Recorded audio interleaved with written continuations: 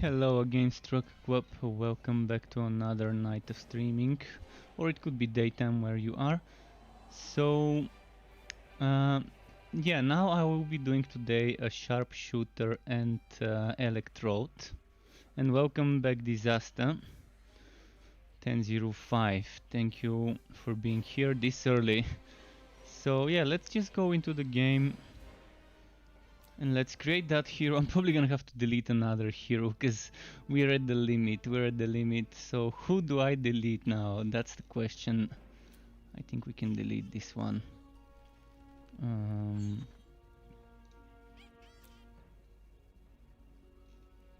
Alright, yeah.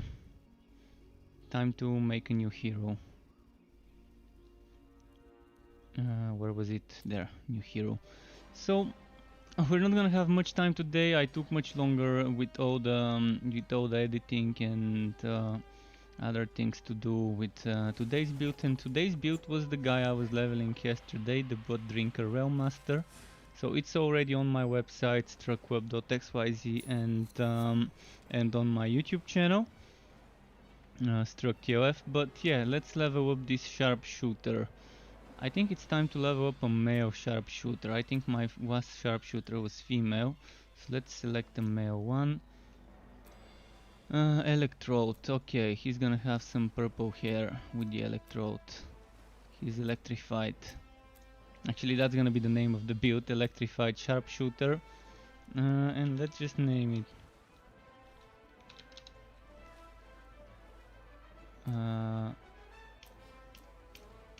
Yeah, he's gonna only aim with one eye. He's this good that he doesn't need two eyes to aim. He's got a robotic mechanical eye behind this eye patch that has X-ray vision. So he can be the dead shot of things. Alright, let's have him look weird like a ninja. Okay, let's continue. I'm actually excited about this combo. Sharpshooter and Electrode. What can we do with this guy? Should I go for procs? And if I go for procs, am I gonna go for targeted strikes or onslaught? Onslaught is just so bad damage wise. It just doesn't make me want to use it. But if I go for target grouping instead of targeted strikes this time around, actually I'm gonna think about this later. Let's just keep going.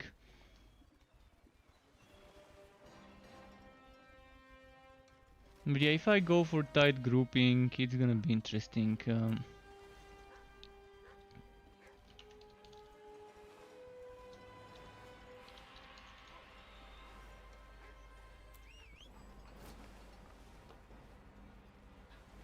The combustive sharpshooter is so much fun. I'm glad to hear that you are loving the combustive sharpshooter and you're enjoying playing it. I'm gonna see what I do with this. I'm thinking of making it a proc monster build. I'm having a lot of fun with the proc monster builds. Things that proc Thunderstrike often.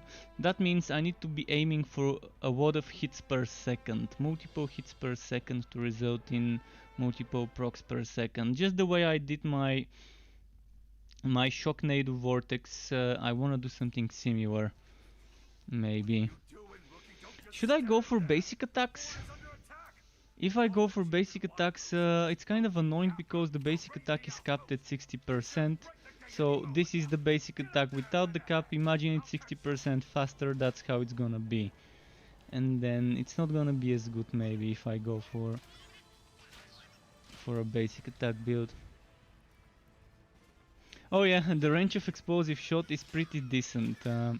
It's very slow. The only thing they need to do to explosive arrow is just a little bit increase the speed of the projectile. Maybe don't make the projectile go this high with the parabolic action, and instead of it going this high as it does, probably just making it fly a little lower, but a little faster. I mean, if explosive arrow reaches its target quicker, maybe like 25% or 30% quicker, it's gonna be amazing for explosive arrow. When I was leveling that combustive sharpshooter, I was having a lot of fun. I just felt like explosive arrow is really slow, and sometimes you can shoot at an enemy and then it could move away from where you've shot. And this forces you into playing for trick shots, into predicting where the enemy will be and aiming there.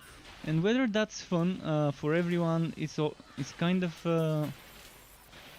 of debatable. I don't think everyone would have fun with it. Some people would love it. Some people would love the trick shot mechanics of explosive arrow and having to predict where the enemies will be. And some enemies are very quick, especially on Ridiculous.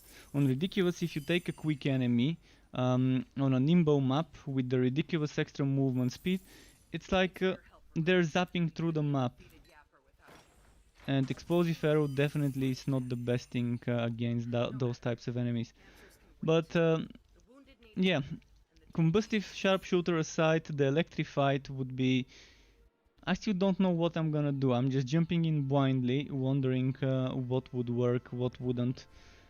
I mean, there's many ways to make it. I can make a chaotic strikes build, which I don't want to make a chaotic strikes build, because I mean, it's the easy way out. It's the easy way out when you're not sure what build to do. You can just do a mayhem build with Jaeger mayhem skills. But I don't want to do one of those. I want to do something specific, something that's going after a certain synergy. So I'm thinking of either using maybe Heartseeker, proccing Heartseekers with the two-tone pool, which in turn could proc other things.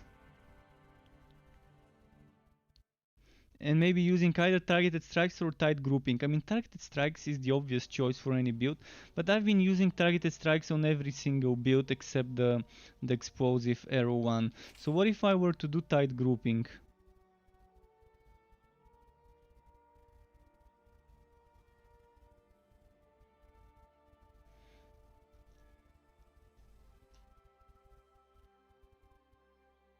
Because if I want to do basic attacks, I'm gonna have to go for explosive arrow and scatter shot, but I don't want to go for explosive arrow scatter shot yet. Eventually I'm gonna revisit this when they're finished tweaking basic attacks.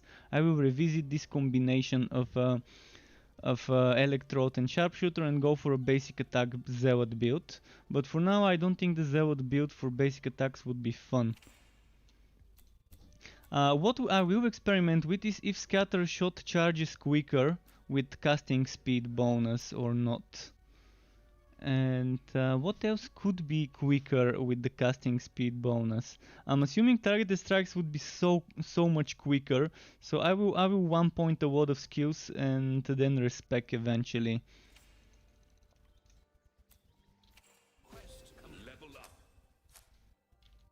Alright, let's just get some basic items. I can get some more from the warehouse later.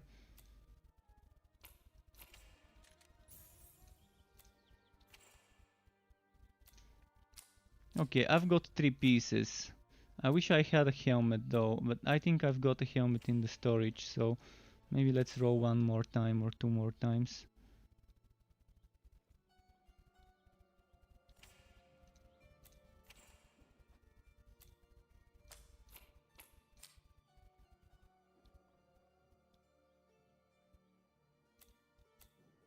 Alright, I'm gonna go to the storage. I've got some sharpshooter items, so I'm not gonna waste time on this NPC.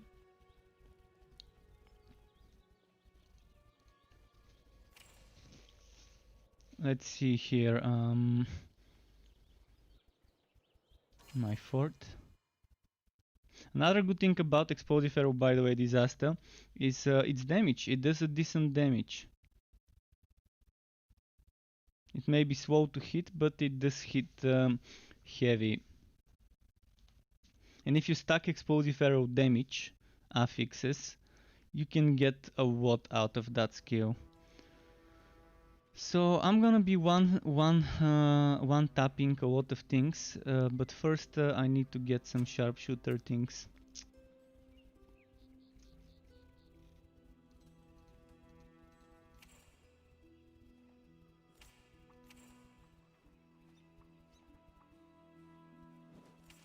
Okay.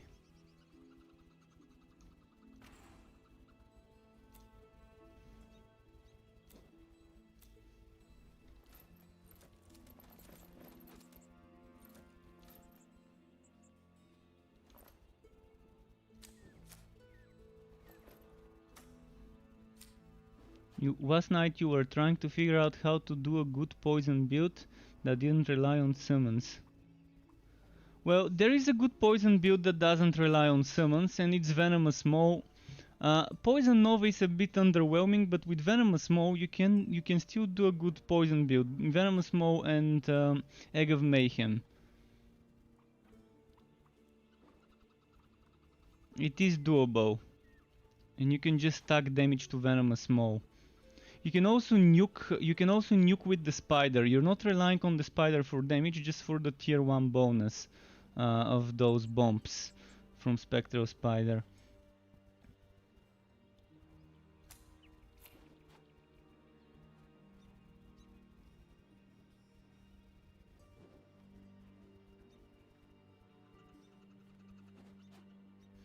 So okay, let's get some items damage here.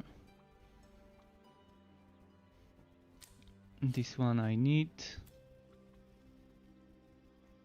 I'm probably gonna use a Heart Shocker. I wanna make a Heart Seeker build. Oh, Chain Whitening, there we go. This is the synergy I'm gonna go for. Chain Whitening, and should I go for Onslaught as well?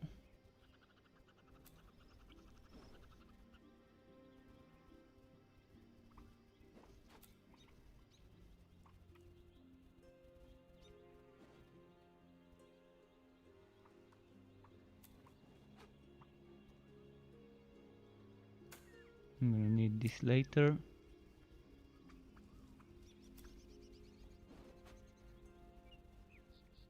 Spread of Death is good because it can proc stuff and it's still extra damage. Spread of Death is still interesting, but it's not for everyone. I mean, if you don't like it, well, don't do it. If you don't like all those procs, if you don't want to focus on the procs but rather do something else. Okay, I'm just grabbing certain things here, and now let's do this. And I'm gonna equip some things and compare. So what's the better one? Crit damage evasion, crit damage defense. I'm probably gonna go for one of the armor again once, and I'm thinking the one with more crit damage. So the others I'm gonna put in the storage. This goes here, this goes here.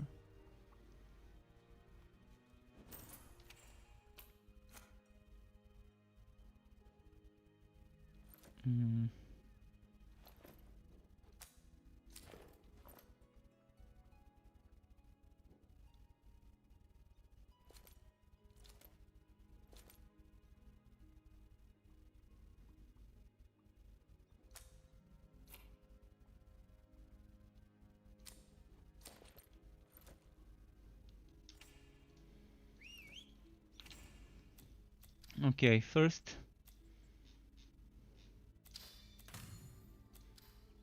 no, not the hat. Fuck, wrong one. Where's the rope? Musketeer rope.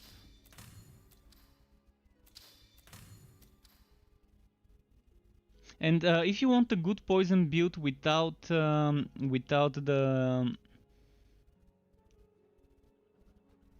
summons, you can go for Infectious Shooter. Infectious Shooter. It's gonna be nice. You can try and combine Infectious Shooter and sacrifice to Goose pistols, or just the Infectious Shooter pistol. But it's gonna be fun to do that sometimes as well. Okay.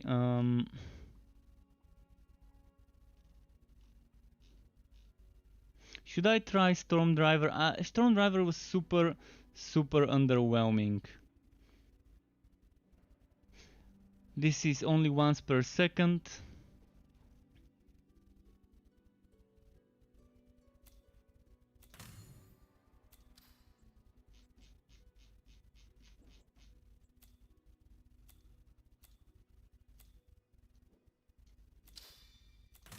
I'm gonna be doing Heartseeker based build. I've already decided that now. We're gonna be proccing Heartseeker stuff.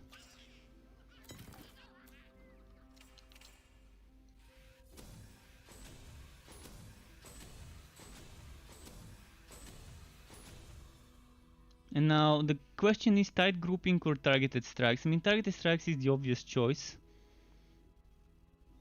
Another choice would be to go onslaught. But I mean, it's very underwhelming. The onslaught is very underwhelming. We want max level Lightning Strike. We want max level Localized Storm.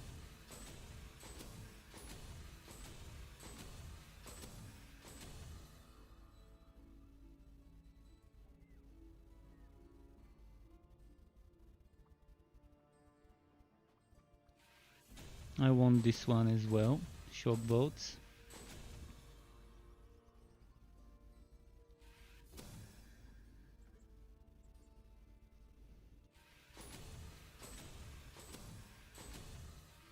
I want this one, I want this one.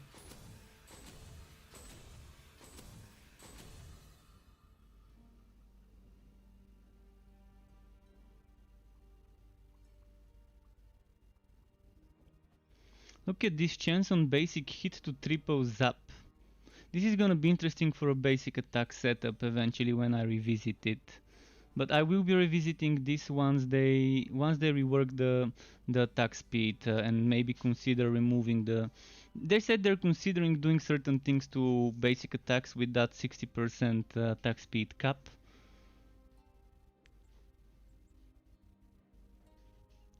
Chance to unleash shock bolts. Should I go for chance to unleash shock bolts? First of all, I want 1 point here. And maybe actually not just one, but 4 points here. And I want 1 point here. And I want 1, 2, 3, 4 points here.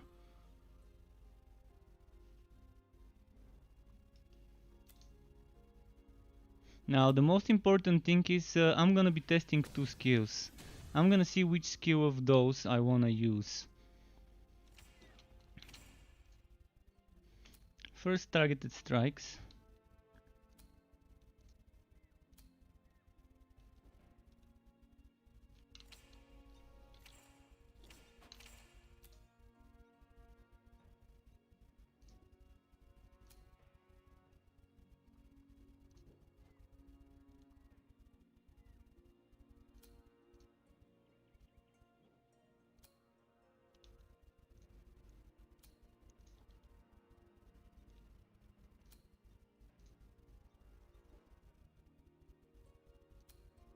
I'm gonna start playing with tight grouping first to see how tight grouping works. Because I don't know, I'm sick of doing only builds with the strongest skill of the sharpshooter with targeted strikes. I want to do something different, so maybe today's the time I will do so. I've got Respectacles, so I can remove points. I think we're ready to go and see how that works.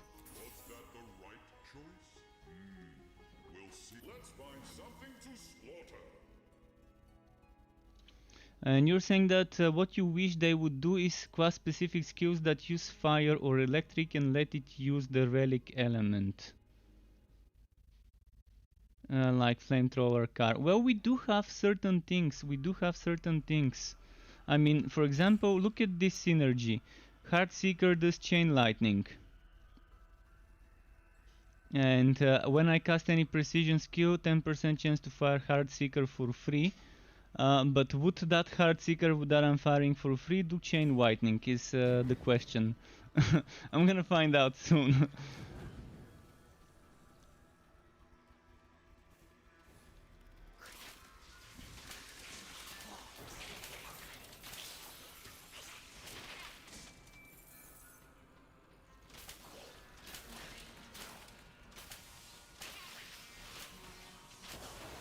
So the first thing I'm testing is tight grouping.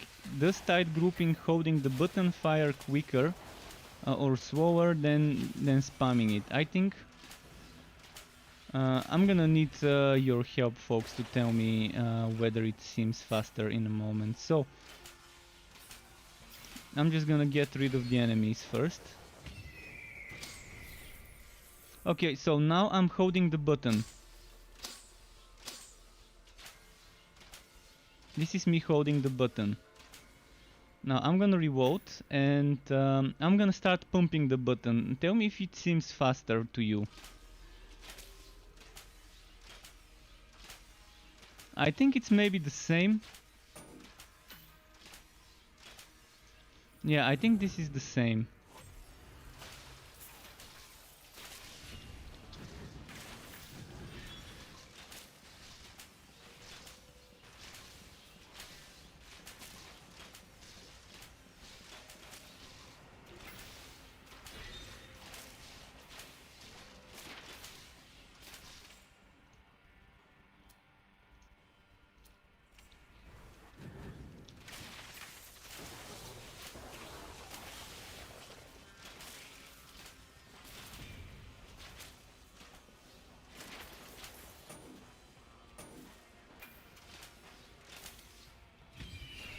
We're just experimenting right now, feeling...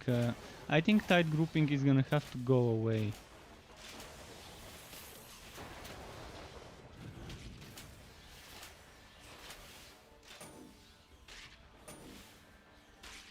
Oh, and now my reload is stuck.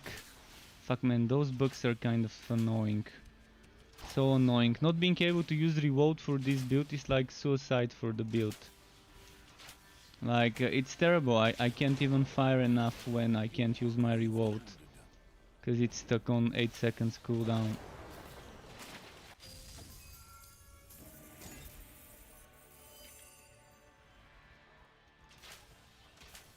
$1,700.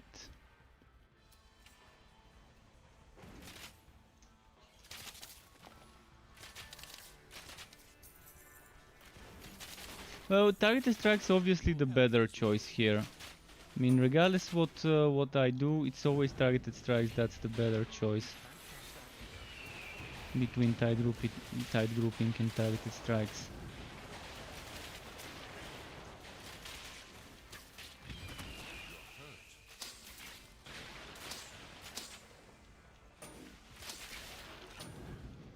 But yeah, they've made Sharpshooter from one of the most overpowered heroes to one of the most underpowered heroes.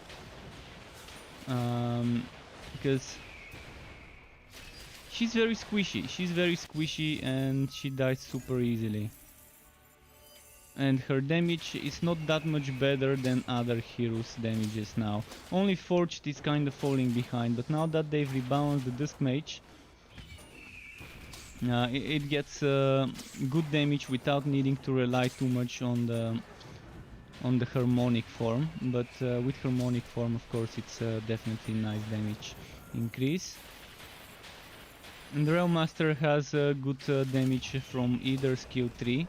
The Forge has decent damage from the melee 3, but the Sharpshooter seems a little bit underwhelming to me in some regards, with certain skills like tight grouping and onslaught are definitely skills that seem bad. And with this bug, I hope they fix this bug by patch day, because if this bug releases on patch day, if it makes it into the patch build, it's not gonna be fun to sharpshooters who need reload to spam skills.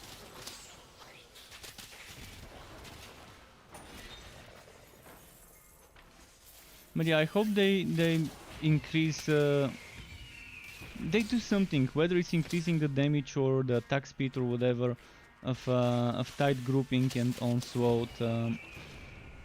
Even Heartseeker needs a serious buff. Heartseeker, for the big cooldown it gets, it doesn't get enough damage. Look at that, 364, and with this one I do 157 with no cooldown and 3 shots. So with this one, without cooldown, I can hit every time on level 1 for 157 damage 3 times. With this one, on level 10, max level. Okay, this one is not level 1, it's level 3. And this one is not level 8, it's level 10. On level 10, I can hit for 364, which is double this damage roughly. A little bit more than double this damage, but only once. Yes, of course I leave them bleeding. 58% damage for 6 seconds, so let's say that's another 300% damage under the form of bleeding. It's still not not worth the 8-second base cooldown. 8-second base cooldown on something like this, it doesn't make sense. It needs to get the treatment that Light Spear got. If this one gets rebalanced to match the damage of Light Spear, it would make a lot of sense for this long cooldown. I think this really needs to be increased. I mean, you can't expect a skill on 8 seconds cooldown to be kind of as strong as 2.5 targeted strikes. And that's without even maxing out targeted strikes. Imagine maxing out targeted strikes and considering the bonus of the tier 3 and considering all the damage bonus targeted strikes could get. We need this to be a big nuke to match the cooldown. And I'm gonna still make the build with that in mind, knowing that this skill is really underpowered right now.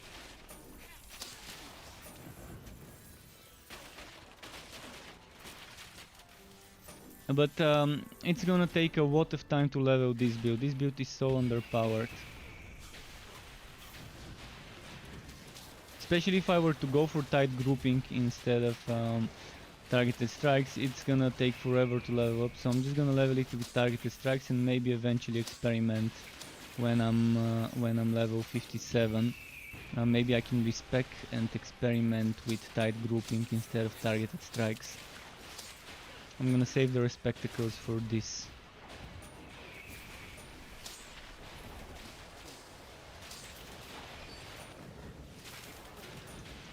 Now there's one more thing I want to test, and it's whether the casting speed increases tight groupings auto attack, auto cast stuff. It definitely increases targeted strikes. When I've got 1000 volt burst, targeted strikes shoots much quicker when I pump it.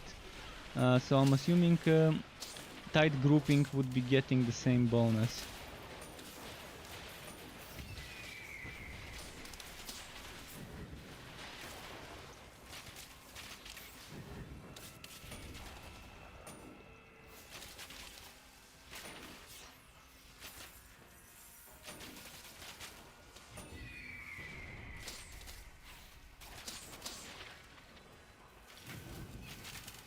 There's one thing I need to test.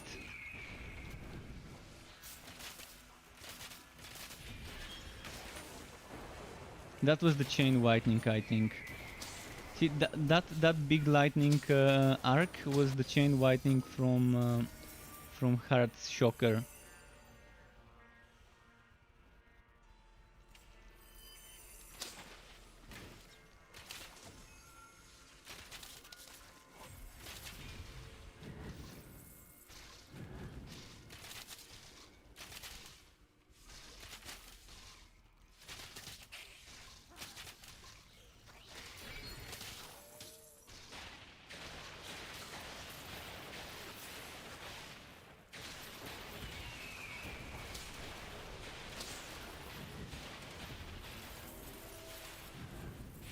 Okay, it's time for testing.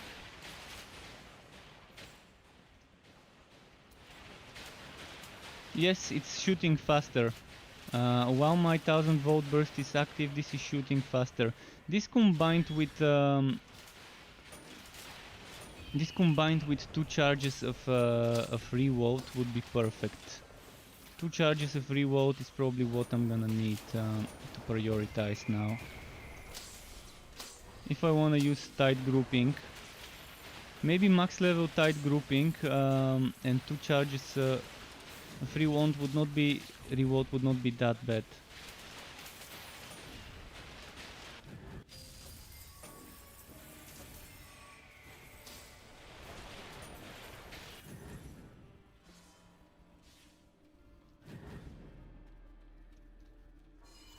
But yeah, this doesn't change the fact that tight grouping and Heartseeker and Onslaught are still a little bit underpowered compared to Explosive Arrow and Targeted Strikes, which seem just the right amount of damage. Okay, maybe Explosive Arrow is not just the right amount. It's the right amount of damage, but not the right amount of projectile speed. So maybe a little bit of projectile speed would be perfect for Explosive Arrow. but I don't think Explosive Arrow needs much more damage. But Tight Grouping either needs more damage or something else, maybe faster casting speed and less cost or something like that. And Heartseeker definitely needs damage. This is for sure something that needs a damage boost when it comes to Heartseeker. It's just not strong enough to make up for the big cooldown.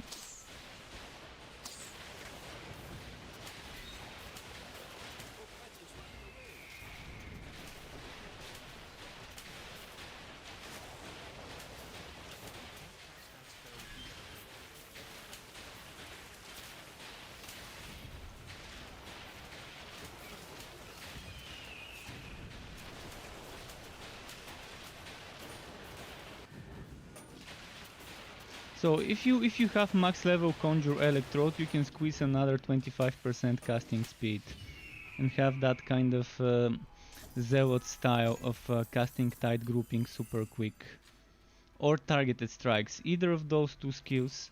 I'm assuming Explosive Arrow would also be a little bit quicker if you have 1000 volt burst and Conjure Electrode tier 3 for that 75% attack speed stacking.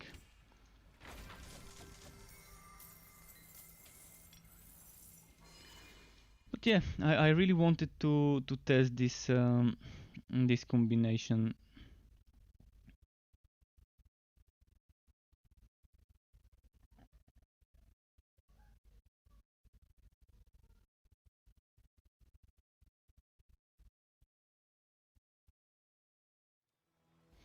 So 1700.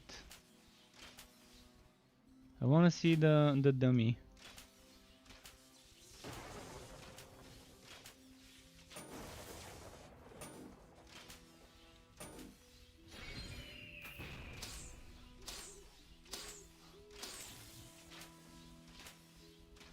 Life support systems And a repaired. prime sub, second month streak for Disco Machine Gun. Thank you very much, Disco Machine Gun, right in the feels.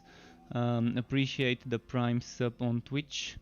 Thank you again very much. So I'm gonna be testing something. I wanna test if Two-Tone can benefit from Heart Shocker, because Two-Tone makes it when I cast a precision skill to proc Heart Seeker for free. But does this Heart Seeker benefit from Chain Whitening? And I think I wish the dummy would actually show me its model, because I'm not seeing the effect. I think it's buggy right now. Let's try it with Targeted Strikes.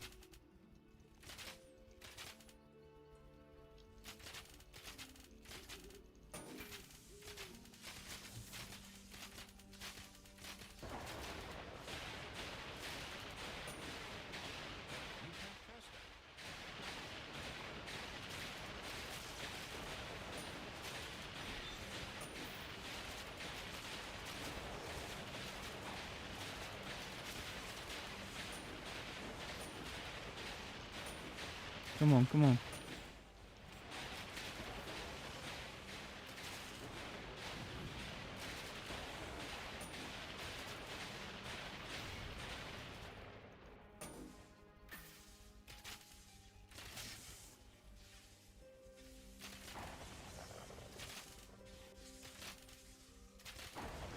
I think it actually procs the Chain Whitening.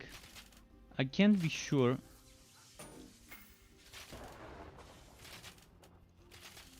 But I think I've heard that sound. Yeah, I think I've heard this sound. I definitely heard it. The dummy is broken, so it's not showing me the visual effects of the Chain Whitening. But if my ears are not deceiving me, I'm hearing the same Chain Lightning sound when proccing Heartseeker compared to when casting it myself. So if this synergy works, it's a pretty fun synergy. Two-Tone proccing Heartseekers, which benefit from the Heart Shocker rifle. Well, We're gonna have some fun now. Let's try it.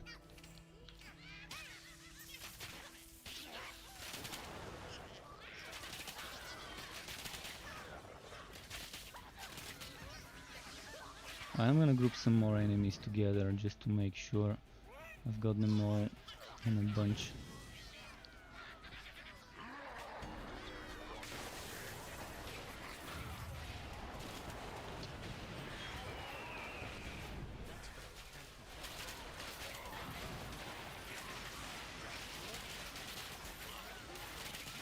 And with Revolt, with 2 stacks of Revolt, you can get 3 casts of Heartseeker quickly, I think. Oh no, actually you can't, it's not an adventurous skill.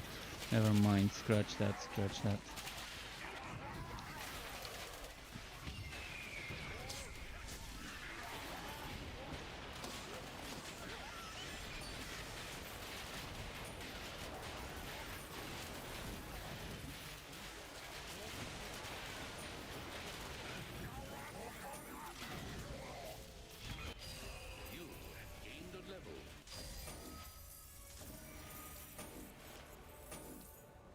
I'm wondering if I should test Onslaught. Let's test Onslaught a bit. I wanna test it. I'd rather test it now. As 1 point only skill.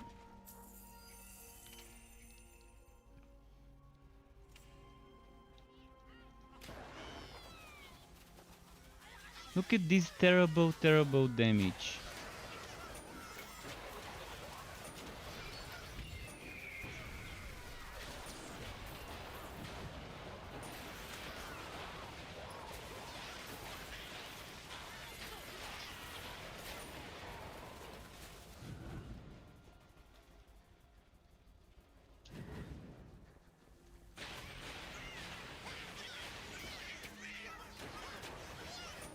Yeah, Onslaught is the most underwhelming of the skills.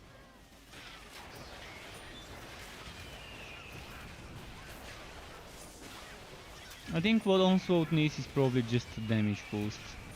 And that's a big boost that it needs to make up for competing with targeted strikes. Onslaught needs at least double the damage, because right now if I'm doing like 800 unbuffed damage, and with targeted strikes I do piercing 1200 unbuffed with a single point, it's a huge difference.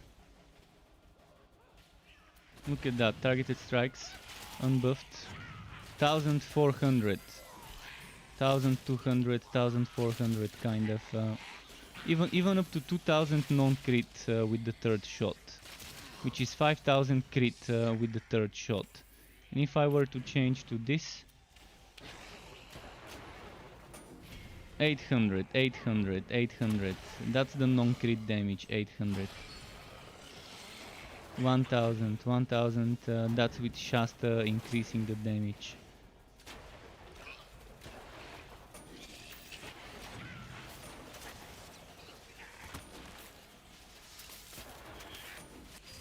So this needs at least double the damage it does. If it has to compete with a skill that has piercing and does a ton more damage as a 1 pointer, as a tier 1 bonus. Tight grouping is a little bit better than Onslaught, but also needs a buff. I'm gonna demonstrate it now. 2100, 2100. 2146. At least it can do 2k damage, compared to Onslaught that only does like 800 basic unbuffed non-taunted damage.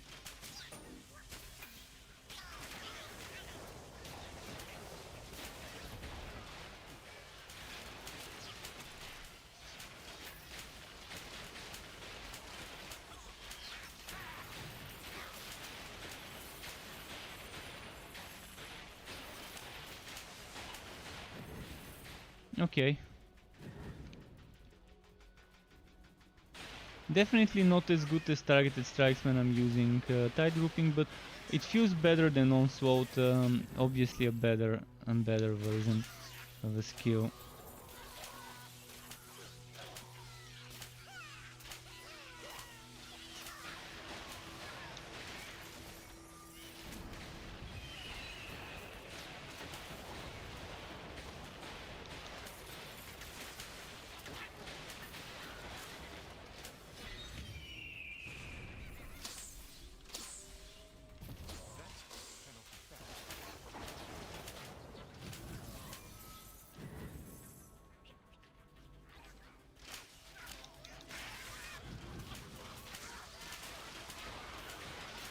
Okay, I'm gonna play with tight grouping for a bit, just to get used to it.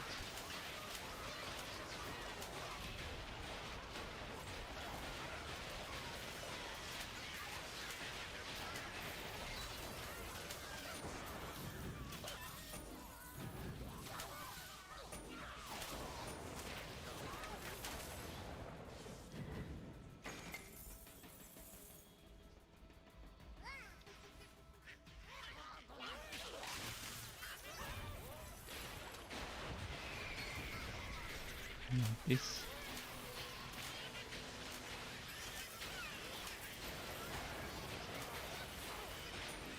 But I think it's best to level up with targeted strikes, and then eventually maybe at level 40, not 40, at level 57, when I'm done and I equip level 60 items, I can try switching it for tight grouping.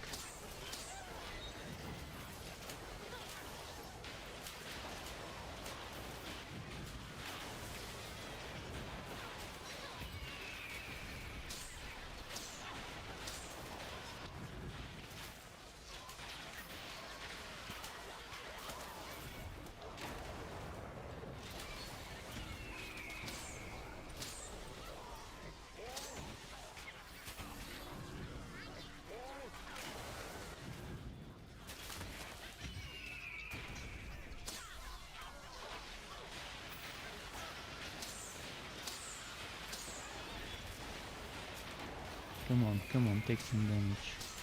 Some real damage.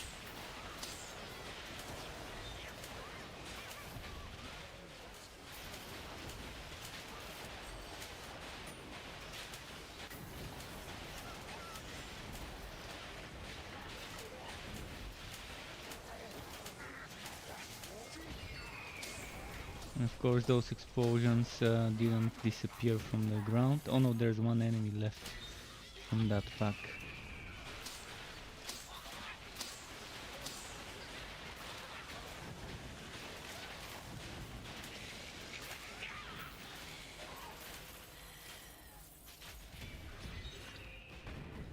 Like this. It's still hard to tell whether proccing Heartseeker benefits from the Heart Shocker.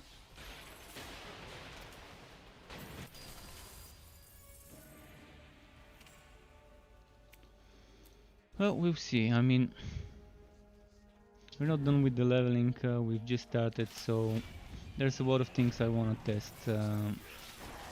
On the relic side of things, I'm pretty sure what I want, but on the sharpshooter side of things, I still want to test certain things.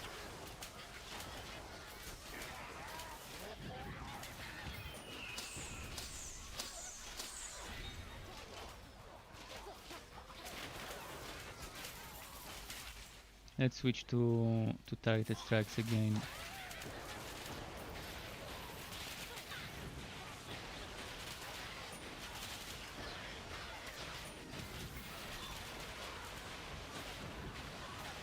You're messing around with poison dart and white maw and spreading death. Yeah, that's pretty fun.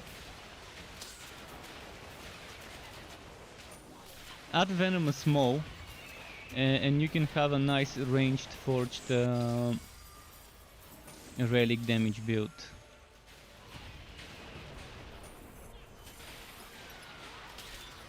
But miasma is too good. Miasma is too good to replace completely, so you can still kind of have miasma and spam venomous maw.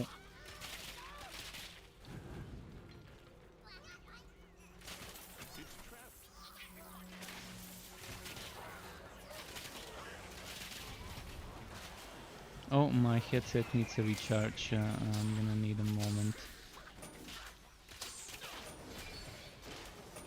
Okay, let's kill this guy and plug my headset. Where's the damn cable? There we go. Okay, I'm gonna mute myself for a few seconds just to plug the cable in.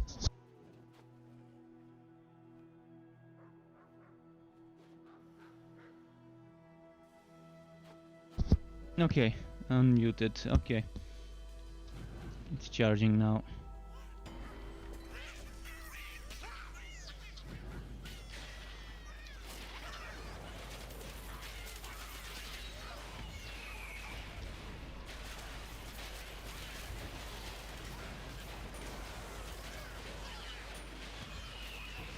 Oh wait, I'm using the wrong weapon.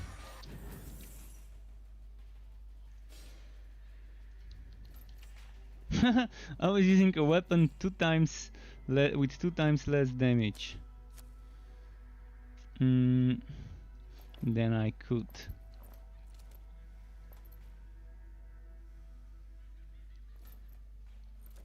I need to find myself an offhand.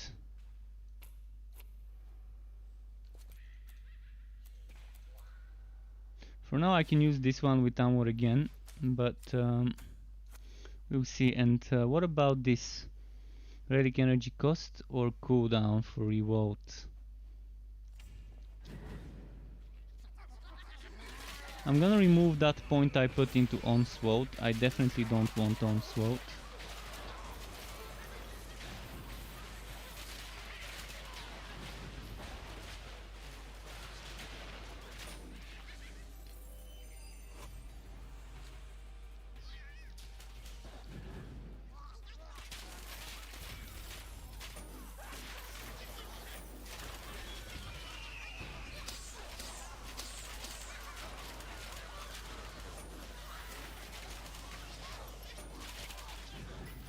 So right now my next priority would be getting another reload charge.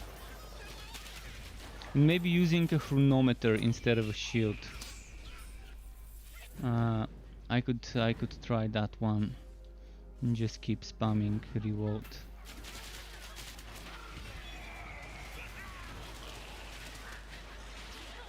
I think another thing that's gonna be great is Infectious Shooter. Infectious Shooter could be a great thing to try with this build, but then where do I put Infectious Shooter and Scout's Bones? I would have to get rid of Lightning Barrier, which I could. I don't necessarily have to have Lightning Barrier, and if I use that skill, it's gonna be pretty fun, cause it's gonna allow me to Oh, I just figured out such a good synergy. Yes. That's what we're gonna do. Infectious Shooter, Scout's Bones to keep proccing those things. Every poison missile would have a chance to proc a Lightning Thunder Strike, and that's it. That's probably what I'm gonna get. I'm gonna remove the points from Lightning Barrier after this map and put them into Scout's Bones. And with Revolt, I can spam this shit with Revolt. 2 charges of Revolt means I can do 3 of those in a quick succession.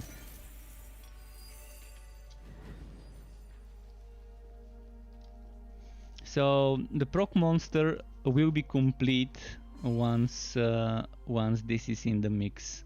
Infectious Bones with the Scout's Bones with the Infectious Shooter. What I'm gonna do is I'm gonna remove 2 Tom Pool. I'm probably gonna remove 2 Tom Pool.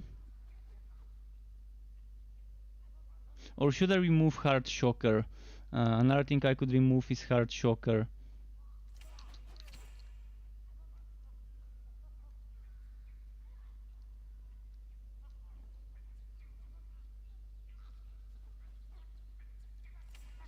Well, we'll see.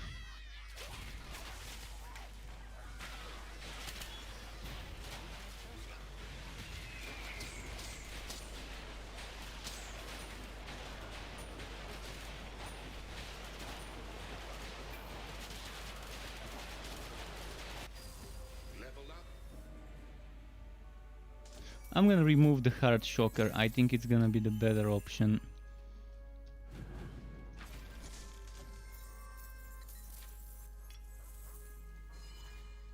But the Heart Shocker is 100% chance, the other one is only 10% chance, right?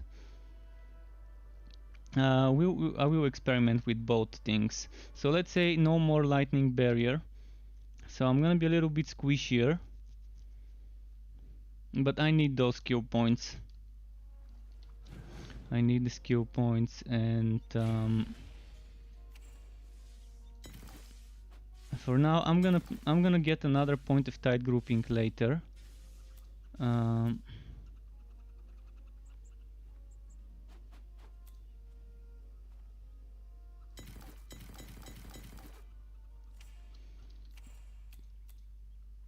Come on.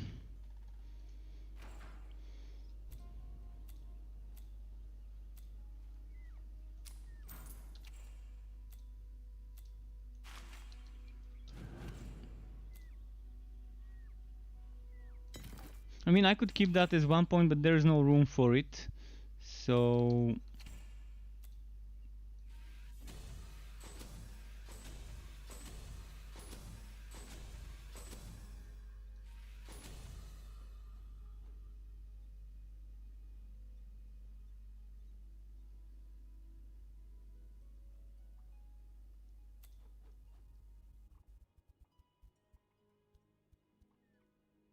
this one would be a very nice thing to include in the build later. For now, let's max out revolt to get that extra charge, and let's try the next map.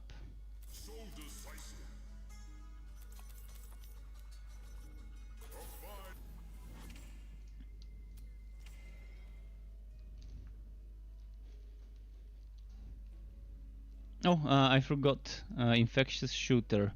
We need that thing. We need the infectious shooter.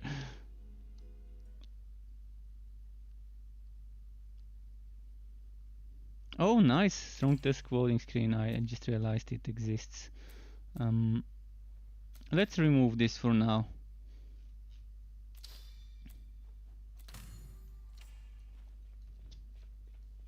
Oh, I forgot to put chronometer.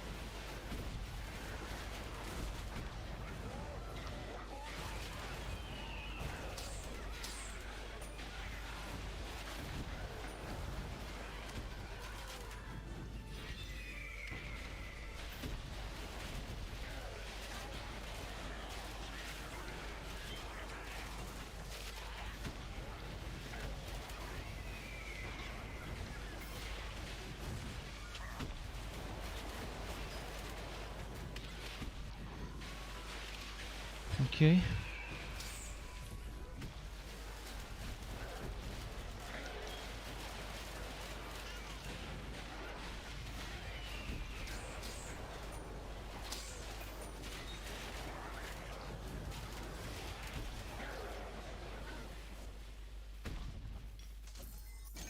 Okay.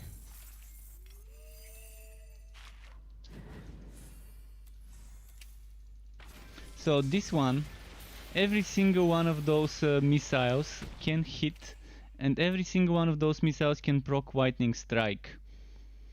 And once I invest into Shocking Display, it could probably proc that.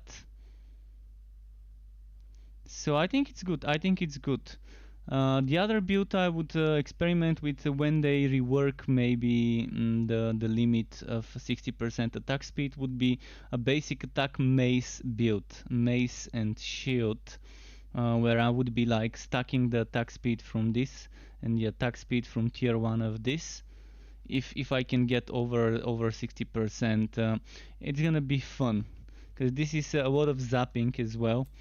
But for now, I'm not gonna go for that build. And with that basic attack setup, I would be using Explosive Arrow and Scatter Shot, of course.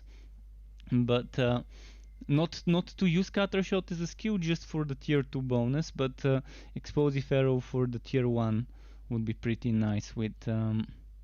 actually for the tier 3. And it needs to be ranged basic attack, so I can do it with bow.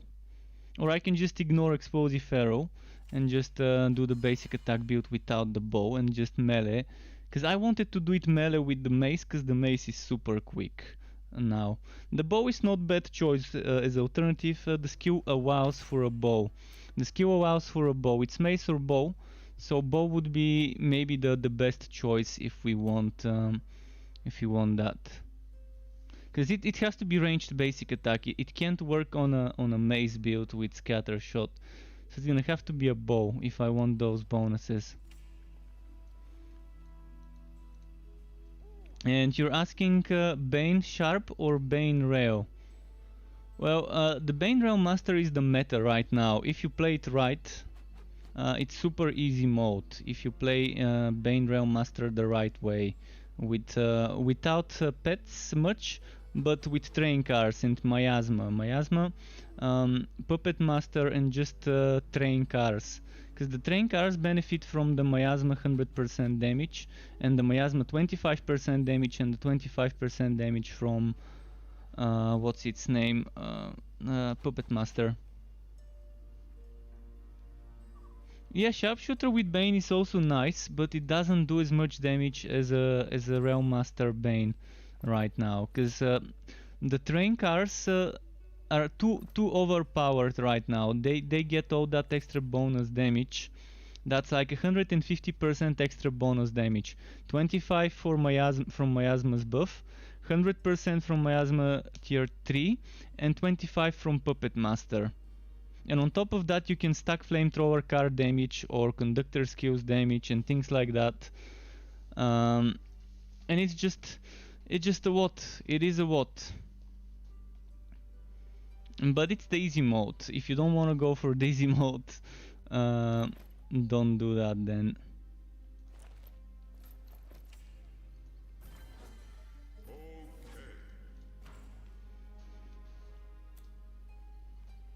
Alright, I needed to do something. Where was it? Should I go block chance? I think I've got this reward item here somewhere.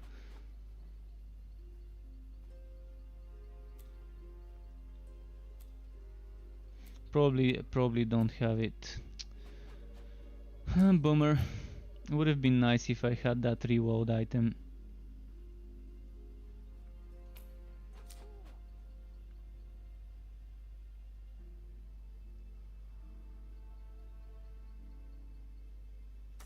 Maybe a bit of damage, we'll see. Just looking for the best offhand I can equip right now. Cooldown pet active skills, I want this one.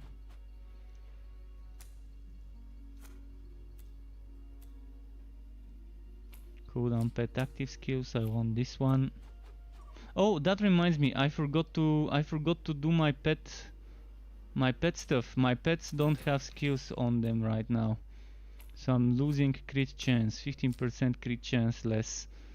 Definitely need that stuff.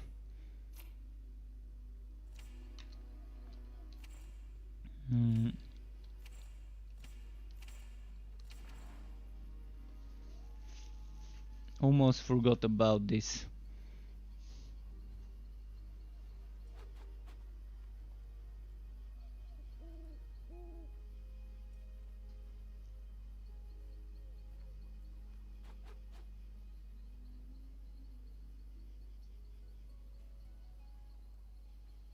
I need arc powered shoulders. I don't want to use this. I'm gonna use the arc powered shoulders. Where are they though? I'm pretty sure I've got them somewhere. Arc powered shoulders, come on, I know I had them somewhere here.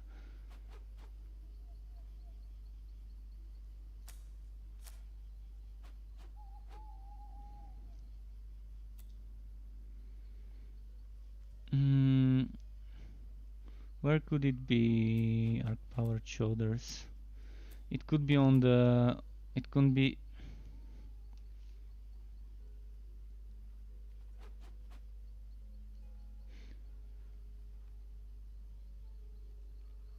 This is also not a bad thing to use, but that's only when I'm using a shield for the box. It could be in one of my wardrobes for the other heroes, so I'm not gonna be able to access this.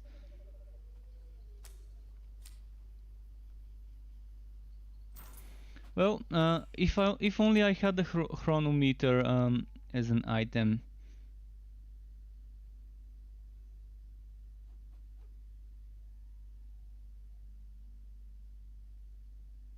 %.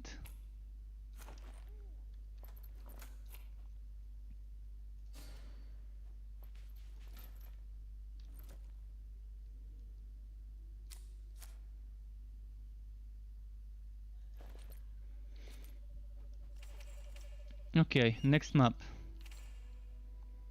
Let's go to the next map.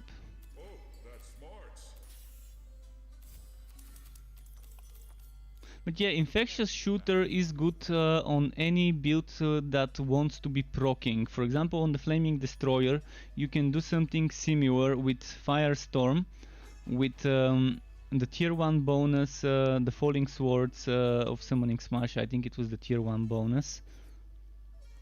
And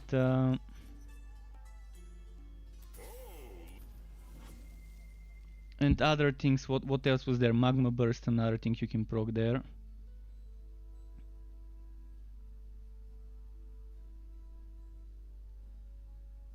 I will be doing basic attack builds for every relic on different heroes eventually. I'm just waiting to see what they're gonna do with that 60% attack speed limit, because it seems super underwhelming to give us this many attack speed buffs from the relics, but only 60% being the limit. And they feel underwhelming right now, underwhelming and underpowered in the basic attacks. They definitely did good by increasing the damage of some and decreasing the damage of others. So now the attack speed is the thing that just keeps bugging me.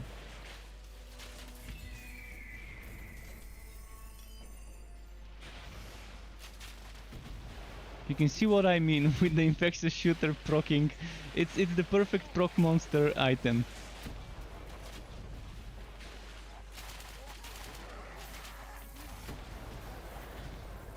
There's also another bug. Not sure if you realize this, but Revolt is not resetting the cooldown of Scout's Bones.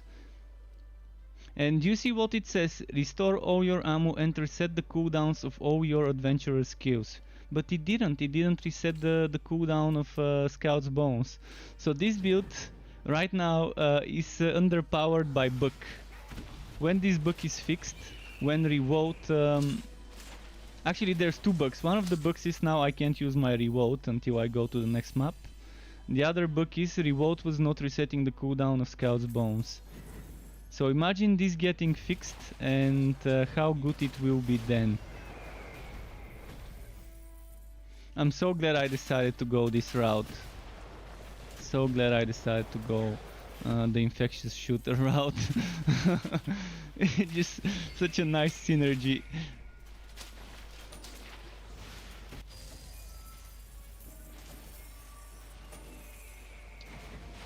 But yeah, the instant 46 is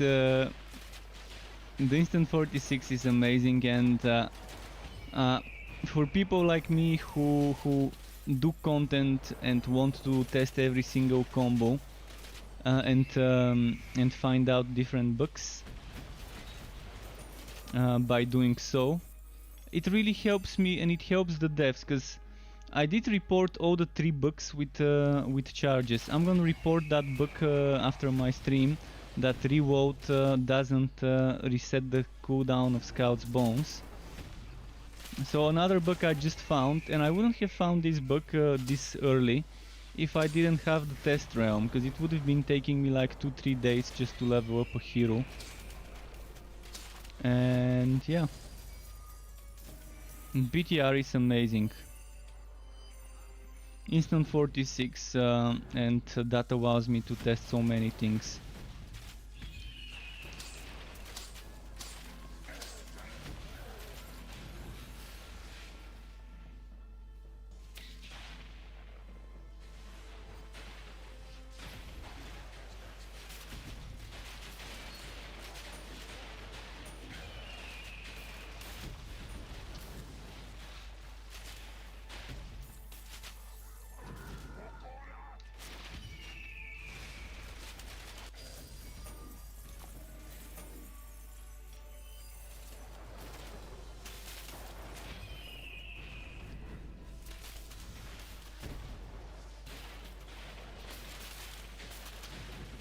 So much good stuff.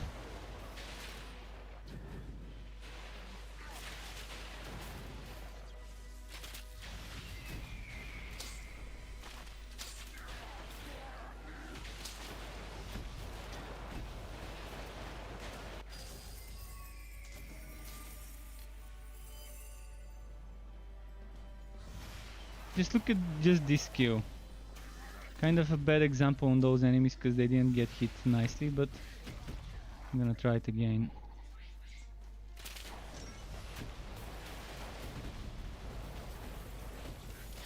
I wanna get a nice Megapax map with goblins in the open, in a forest. This one would be the perfect one to demonstrate how much goodness can come from Scout's Bones and all the procs from the Electrode. I'm gonna have to stack shock bolts, by the way. Stacking chance to shock and shock bolts makes things so much better.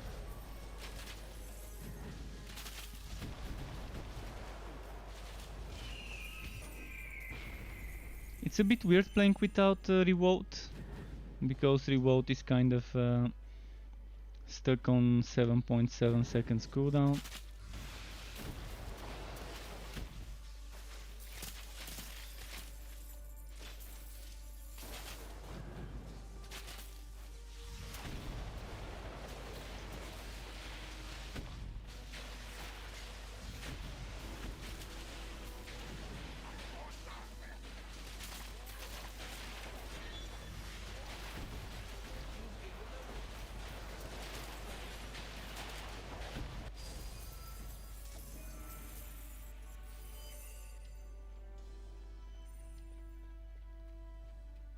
Wait, okay, that's where I need to go.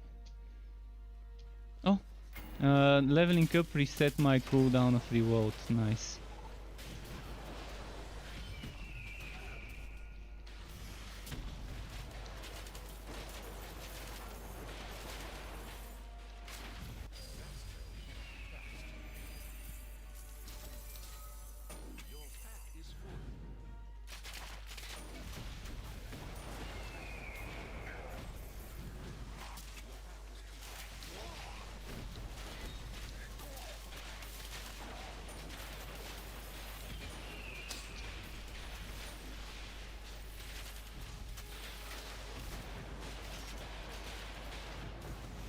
Look at that, I'm using revolt. I used revolt, Scout's Bones did not get its cooldown reset. Just wanted to show you if you didn't see it the other time I did it.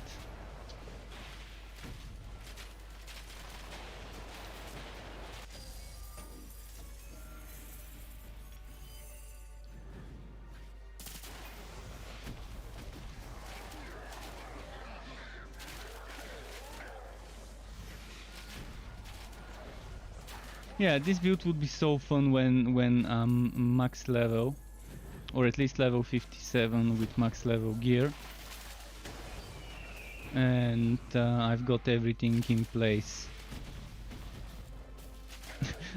I didn't know what I was about to do when I started. As you saw me, I experimented a lot, but then it just clicked. I got that white bulb idea moment of using the infectious shooter and to stack the proccing of all those missiles.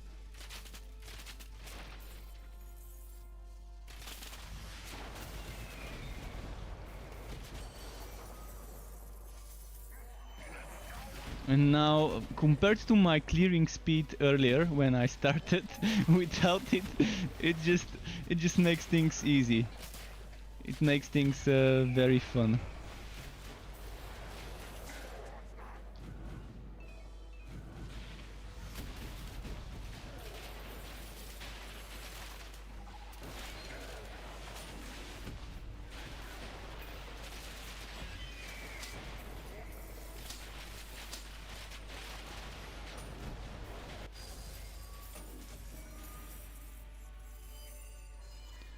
Boss time.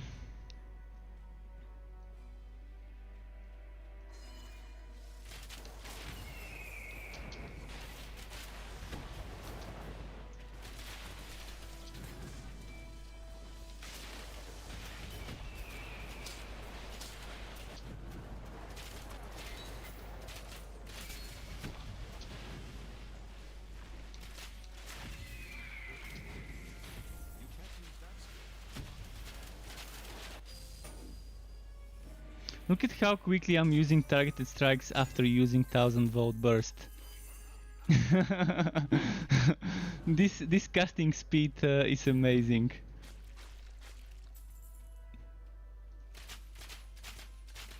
Now you see without it. See, the first 3 shots were with the casting speed still on me. The other 2 shots were without it. And you saw the difference between the shots.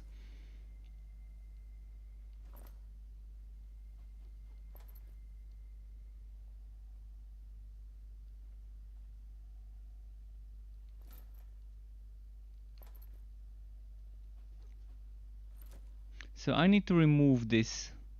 And I'm thinking of getting faster cooldown for reload for now. Ideally, instead of this, I would be using this item. What was it called? This one. I wanna wear this. This one is what I need to wear. I just don't feel like doing it right now. To make a second sharpshooter and just keep pumping the gambling, not the gambling, but the cheater NPC. It's fine. It's fine. I can just mention that it's a good alternative. I mean, if you want more survivability, you can always get a shield. Or you can even use a two-hander if you don't want the one-handed setup. But my suggestion would be for people to try it. 2 stacks of reload.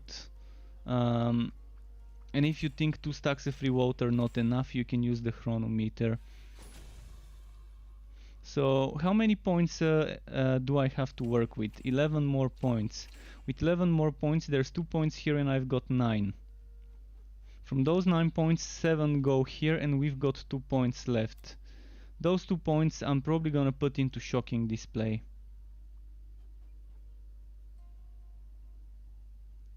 Energizer is not a bad choice, but let's say I put them into shocking display.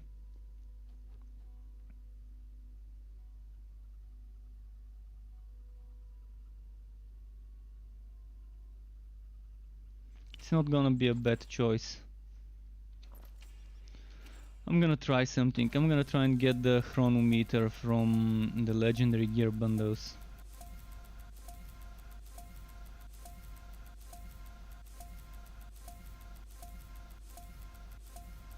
I definitely like where this build is going though.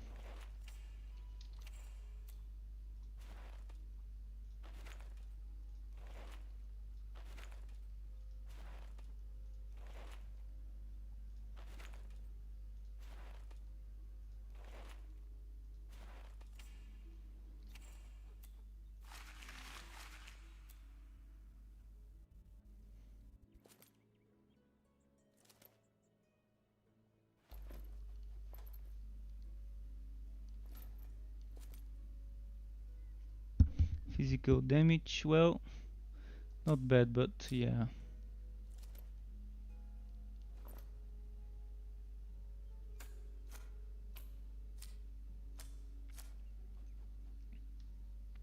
Crit damage, evasion, no ammo regen, but relic energy generation.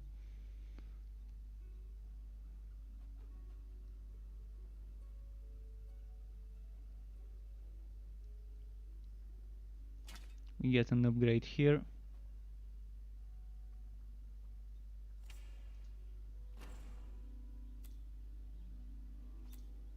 This goes back.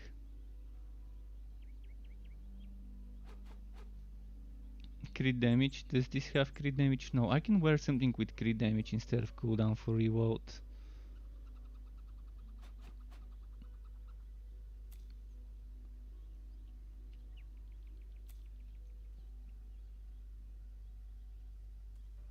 Or relic energy cost, also not a bad thing.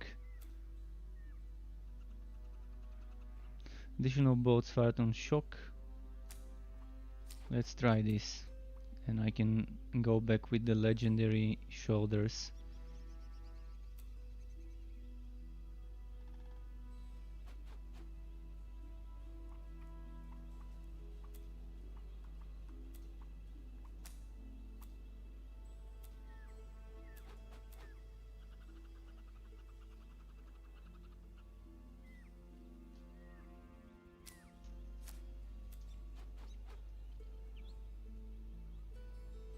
Was there something that gives me additional boats fired on shock on items from the recipes? I don't think there was, but let's see.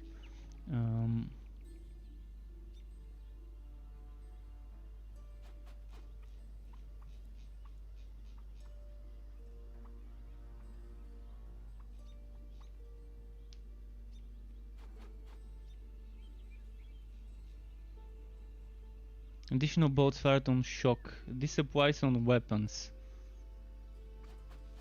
But yeah, I don't want to sacrifice my... I want to sacrifice my flat damage for additional bolts. Still,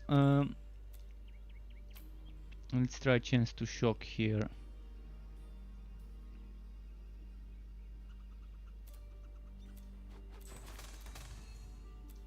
Oh, I got it from the first try. Perfect.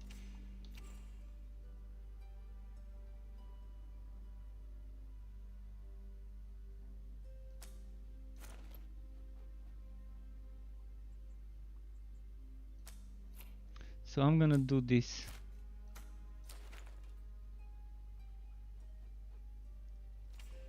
Additional boats.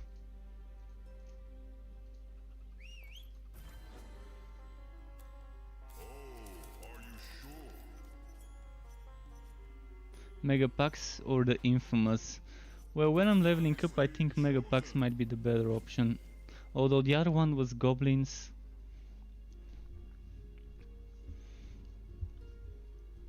But yeah, unexpected twist of events with this build. Unexpected but very welcome.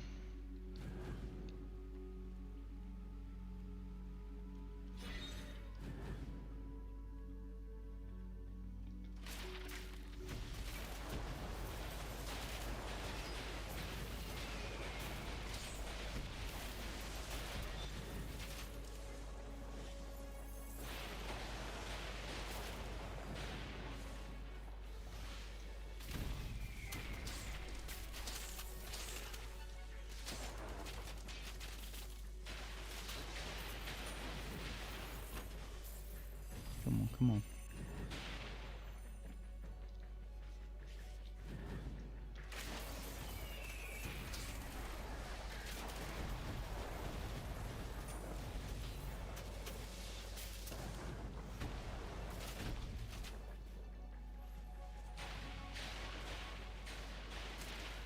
Hmm?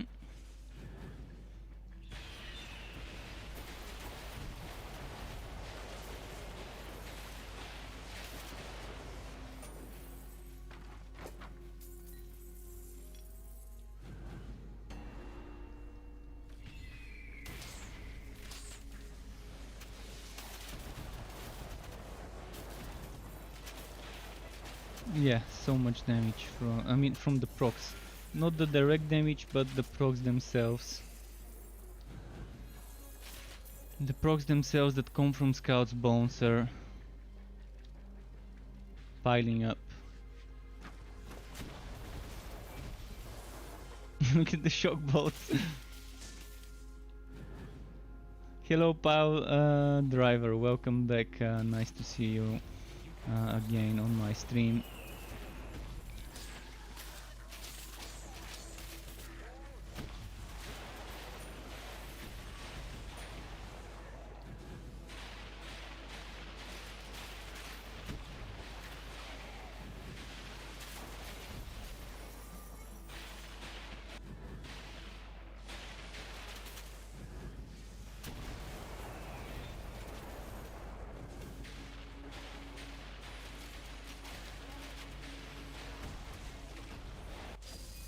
Nice.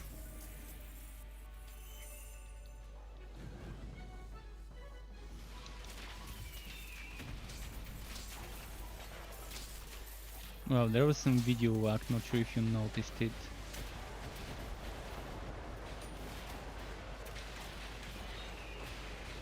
Did we break something?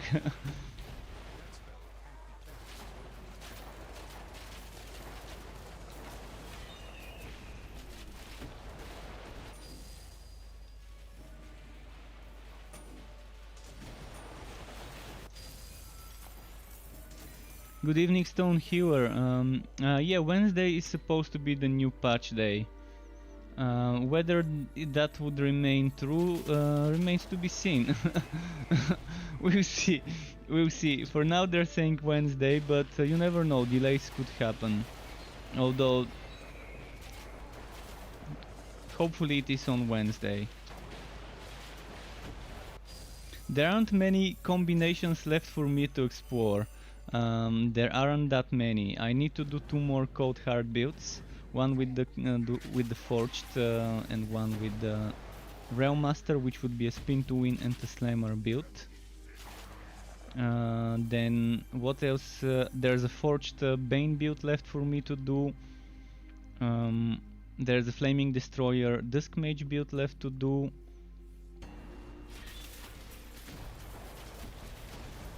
And I think that pretty much is it from the builds that are left to do before I've got one of each. In fact, right now I've got two Cold Hard Sharpshooter and 2 Electrode Realm Master builds, honestly. So once I'm done with one of each, I'm gonna have 22 post subclass changes builds. One of each and 2 extras. But yeah, still got like what was it, four more things, I think, unless I missed something. Maybe there's a... What did I not do Blood Drinker? I think I've done Blood Drinker on all of them. The Punch Bot Drain a lot, the Drain Shot Strikes, the Blood Mage, the Hemoturge and the Bloody Slams. So with the Blood Drinker I'm done. After this build, I would be done with the Electrode as well, to have one of each. So yeah, just two Cold Hard, 1 Flaming Destroyer and 1 Bane build left.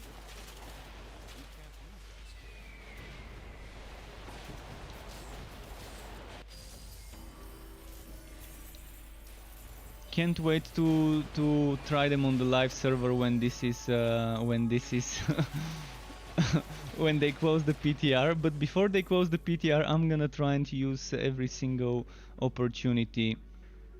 So I can make 1 more build leveled up, maybe 2 more builds leveled up on the test server.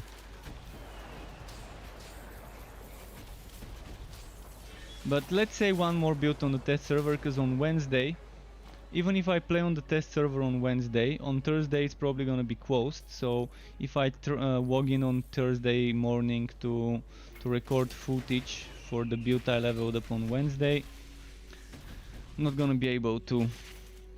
So I'm not gonna I'm not gonna do it. On Wednesday I'm just gonna stream.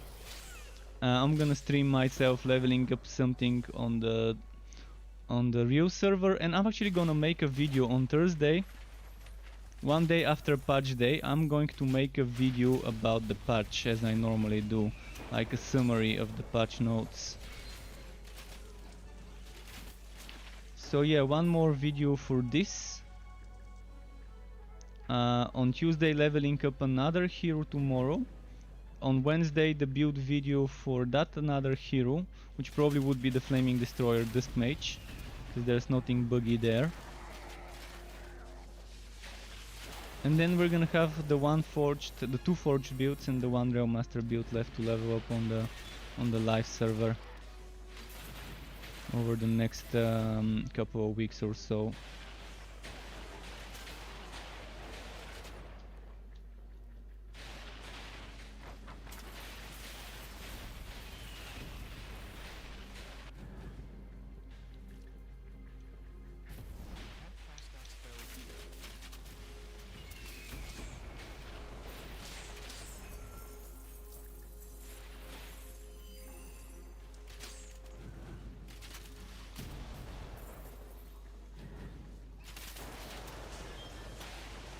Yeah, this is such a fun setup. I'm honestly delighted to see how enjoyable this feels. Yet another proc monster setup that feels great.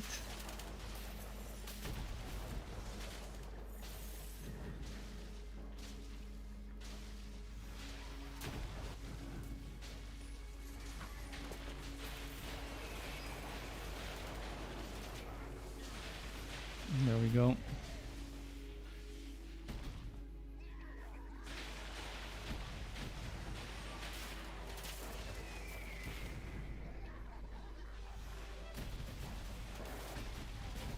So much, so much procs.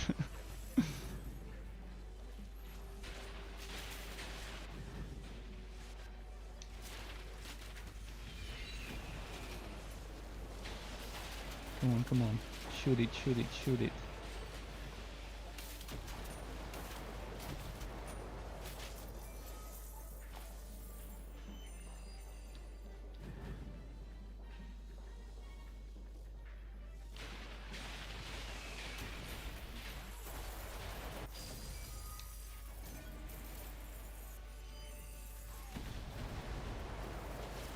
It just melts them.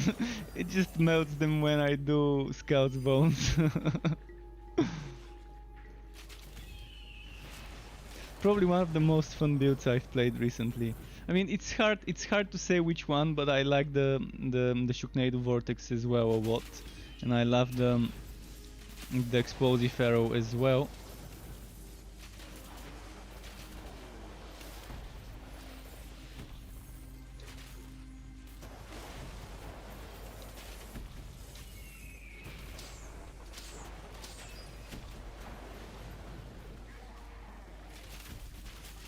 May I ask how much time you have already put in Torchlight 3? Are you asking Torchlight 3 or Torchlight 3 and Torchlight Frontiers? Which was the name of the game before beta? Because in Torchlight 3, after early access, excluding the beta, I've already got 500 and, let me check, 565.7 hours in Torchlight 3. In Torchlight 3 beta, there's 43.8 hours, but in Torchlight Frontiers, I've got over 1,000. In Torchlight Frontiers, I've got over 1,000 just from streaming alone. If I combine all my streams, I did it once. I combined all my streams on YouTube, the stream recordings, and they added up to more than 1,000 hours total. The Torchlight Frontier streams, excluding recording footage for alpha builds. And playing without streaming. So let's say the total of both the alpha, the beta, and the early access probably is 1,800 hours or 1,900 hours. But let's say 1,800. 900 might be a little bit of an overkill. But who knows? I mean, I don't know my exact time. There's no way to track the exact time spent on Torchlight Frontiers.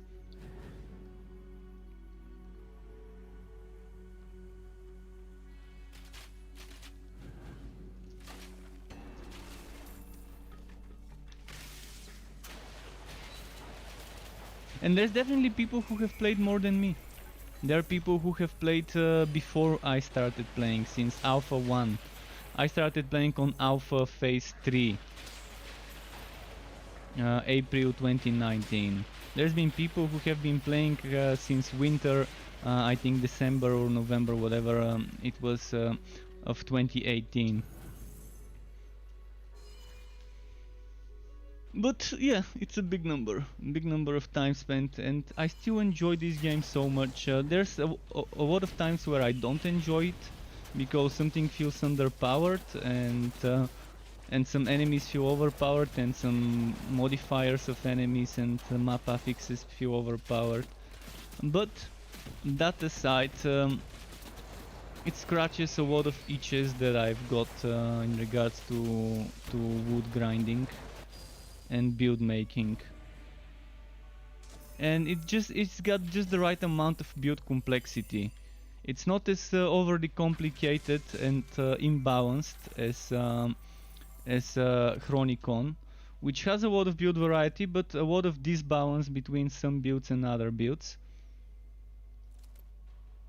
And you can do the hardest content on a non-meta build in Chronicon, and that probably is also true for Grim Dawn. For Grim Dawn, there's also a ton of a ton of depth, and a non-meta build would have trouble surviving on the tougher Shattered Realm shards, and would not be able to do the strongest nemesis and those bosses like the Shatterer, another Shatterer. What was the name? I forgot that boss in the desert, and also the Ravager and the Avatar of Mod Grogan. This reminds me, I need to go do gambling, by the way. I've already got 19,000+ gold coins. I'm gonna gamble for focus items, maybe get the chronometer from gamble and experiment with it.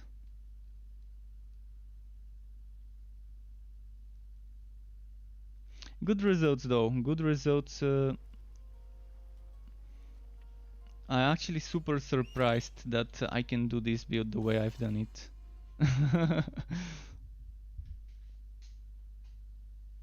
In fact, I didn't know what class and relic I'm gonna stream until like an hour before the stream, maybe half an hour. I decided, then I quickly spent like half an hour or so on Photoshop editing the thumbnail, and then started streaming. So I'm gonna gamble for focus items.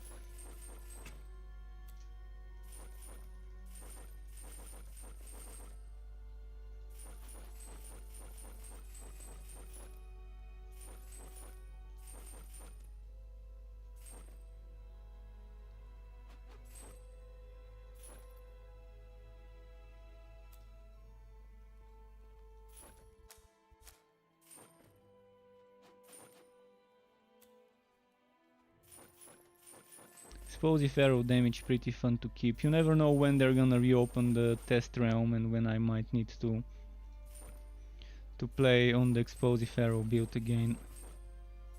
Or when I'm gonna do another explosive arrow build. Additional bolts fired on shock. If that was additional bolts fired on shock and extra damage, what? We've got a bargain there.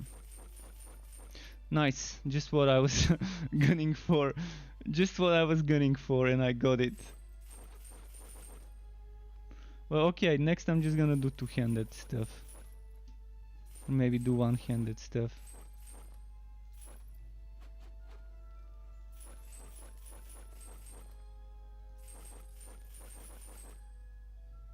What else could I try and get?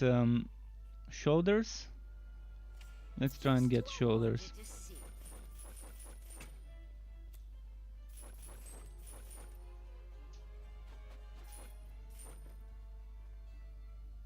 Or maybe gauntlets better than this, instead of electric defense for crit stuff and chance to shock, not chance shock but shock bolts.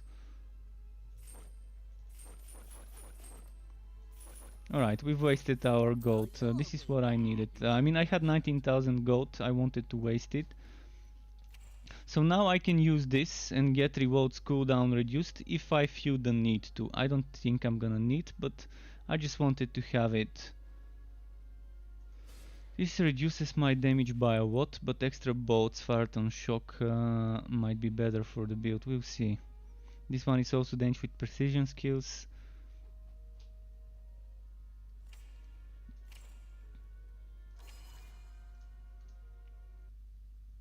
And Stone here, actually I thought this morning about getting Chronicon or Torchlight 3 because I don't want two ARPGs at the same time, and still debating which one I want to get.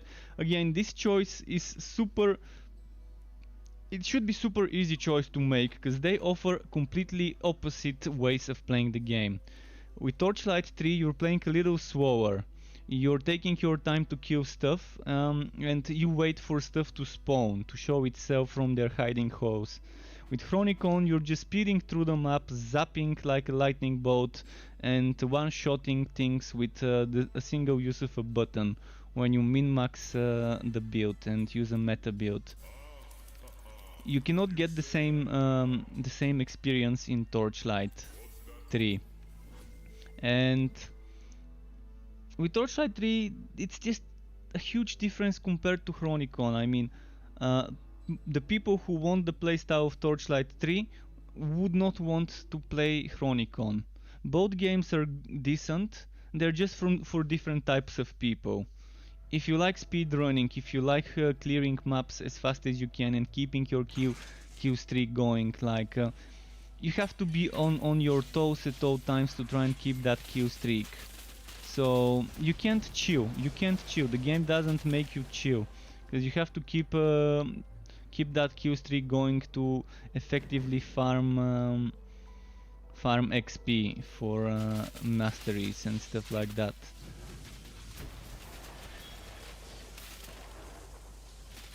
Whereas with Torchlight you can chill. I mean, I can kill some enemies, then I can take a pause, look at my inventory.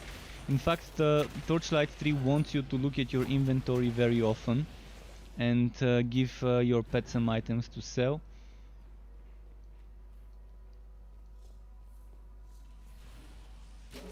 It's definitely a matter of what type of playstyle you want more.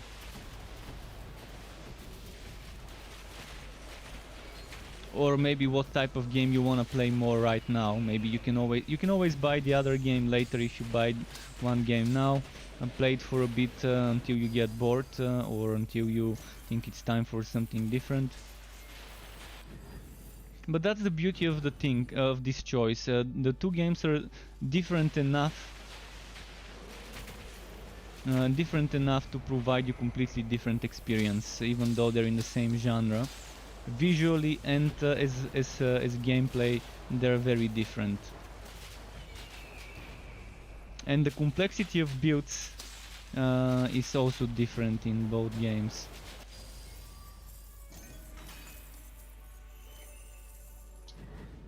Making meta builds in Chronicon definitely requires a lot of using your brain, and it requires a lot of min-maxing items and a lot of farming. In Torchlight 3 you don't need that much farming to make meta builds. So right now there's one true meta build, and that's the Bane Train, which probably might get a nerf by reducing how much minion damage the train cars get from minion damage bonuses.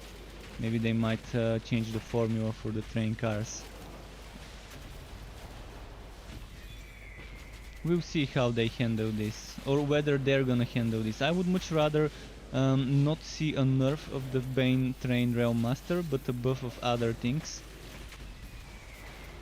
But I really don't care about meta in this game. In this game you can get the best items without playing the hardest content. You don't even need to play or on ridiculous to get the best items. So you just pick a difficulty you like, you pick a pacing you like, and just stick to it until you need something different.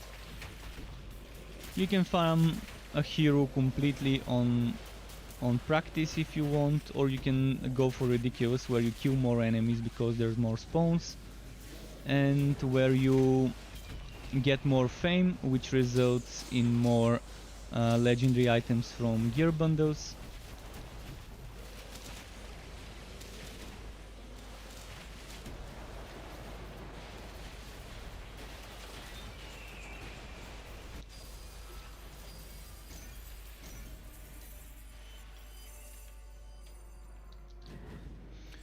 Well, that was nice. 2 legendary drops in one map.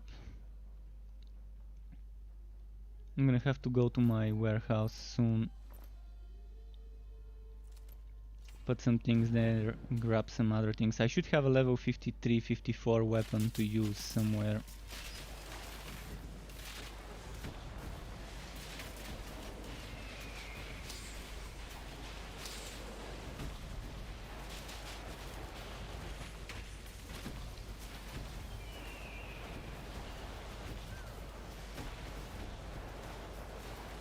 Look at that. Your health is low.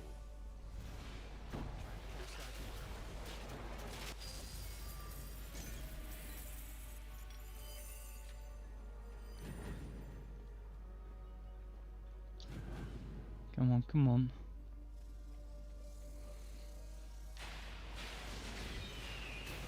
Okay, I need to position myself here. I need to position myself here. Trying to position myself in such a way that I'm covering as much ground with my projectiles as possible and hitting as many enemies, especially with targeted strikes being a straight line piercing.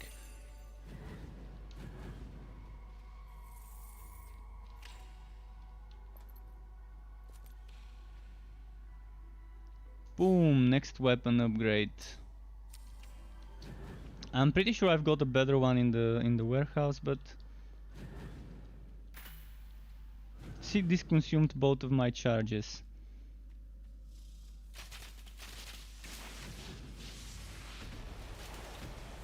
But I've reported this.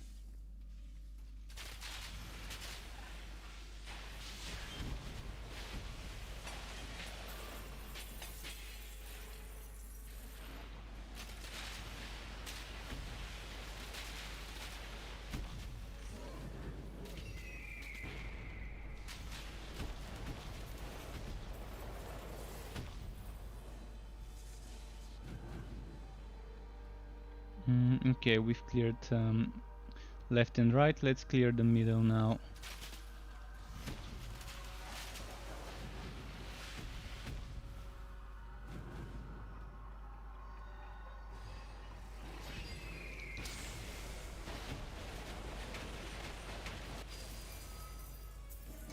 Melted. I'm loving this melty melt.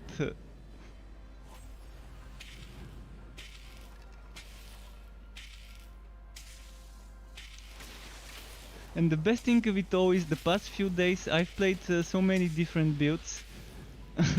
And yeah, some of them might be a little bit similar. I mean, the Sharpshooter Vortex and this one definitely similar because I'm relying on multiple hits per second for multiple procs per second, but they still look visually different. One of them is a spin to win kind of vortex bomb build, the other one is me using the casting speed to shoot targeted strikes quicker, and using Scout's Bones for the procs.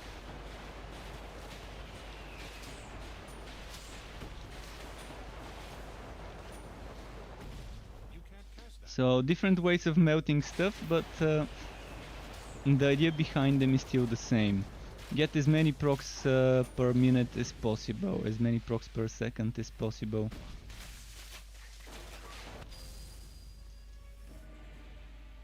With the flame train build, the blazing train, I was doing the same thing just with a different relic, trying to get as many procs as I can.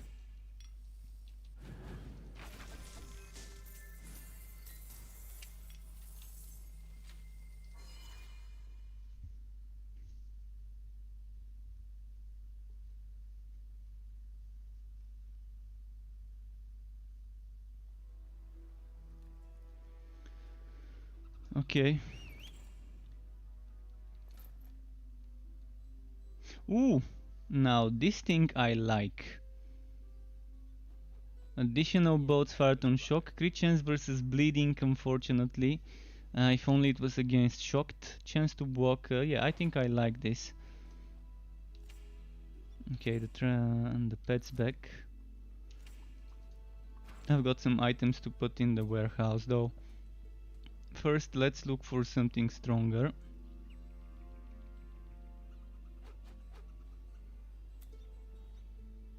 Okay, this is going here.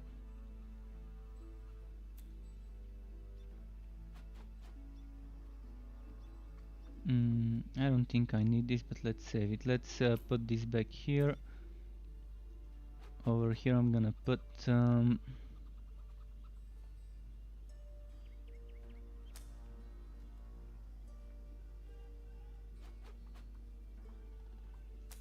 maybe this is an upgrade. Okay, actually let's put this there and just do it like this. Upgrade.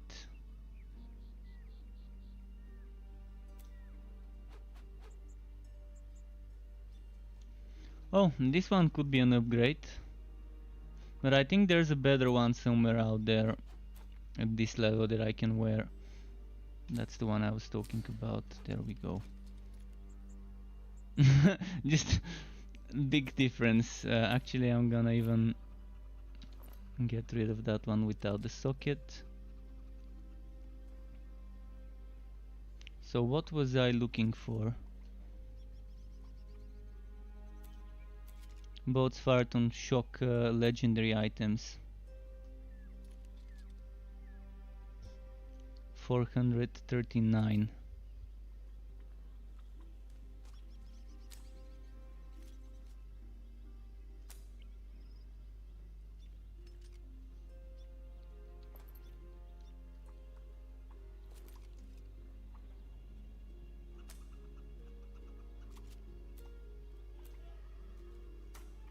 Just need to put certain things. Just a moment. Let's see, what do I put? Christians versus shocked, but no boats. Flamethrower car, no. Relic energy cost pretty decent.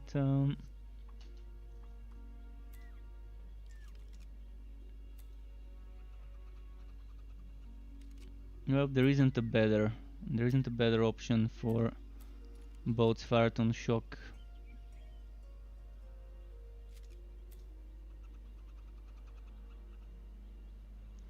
Alright, I think that's as much as I can get from my gear.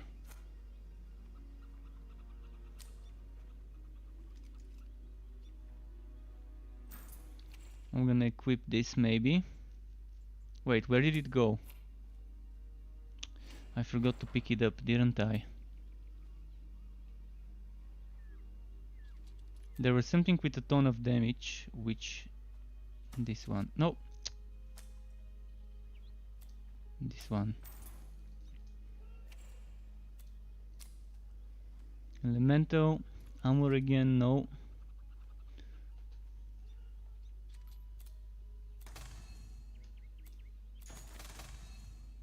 Come on, come on. Seriously.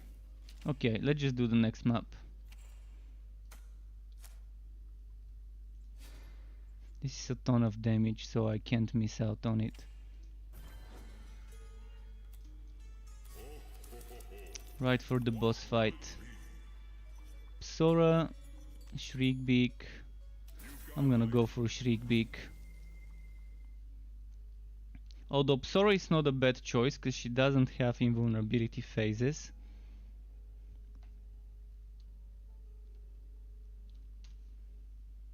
And yeah, this build's been a blast so far for the little time I've played it, for the hour and 51 minutes I've played it.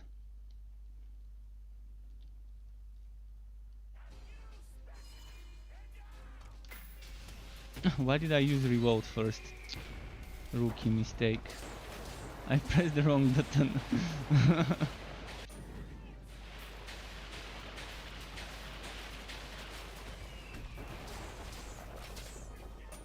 No. Phew. I forgot his plague bearer on this map.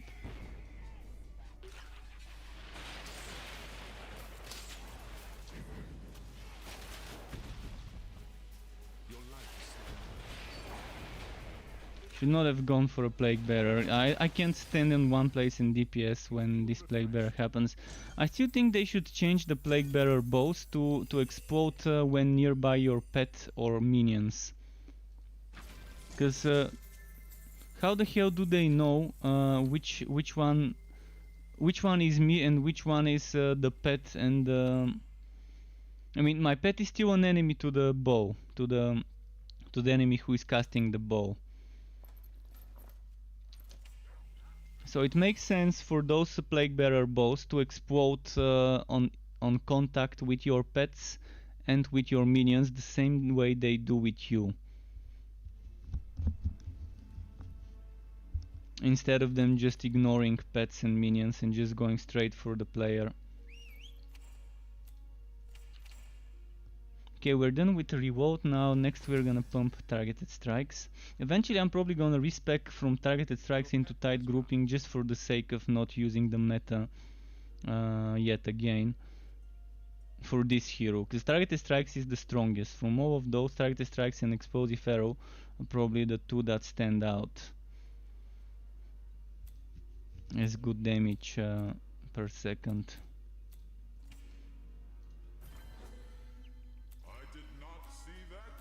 But while leveling, I'm gonna use targeted strikes. Maybe tomorrow for the build I might change it to tight grouping. I mean, it's completely optional. Targeted strikes is amazing. With this casting speed, you can dish out so much damage, and with revolt, you can just keep the damage coming while you have 1000-volt burst on. And that's even without including electrode, conjure electrode. You don't need conjure electrode. Yes, another 25% casting speed would mean more spamming, but it's gonna be a little bit of an overkill to spend 10 points just for that.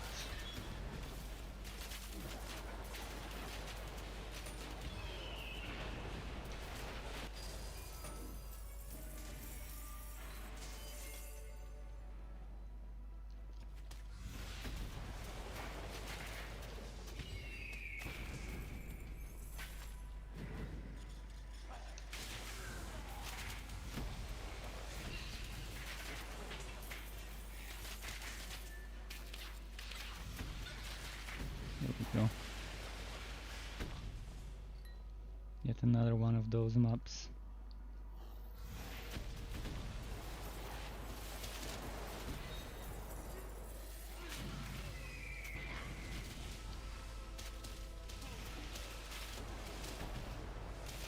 Another thing that goes very well with this build is sacrifice to Goose and those 3 missiles that you can shoot. Each one of them can hit and pierce, and each hit can proc thunder strikes. Oh, White Volt's Cave Breaker. I'm gonna experiment with White Volt's Cave Breaker, just to make the build even better. Let's get White Volt's Cave Breaker instead of the Hard Shocker. I think it's gonna be a better choice. Squeezing every little bit of proc. Now watch it explode. In regards to how much it's gonna be proccing things.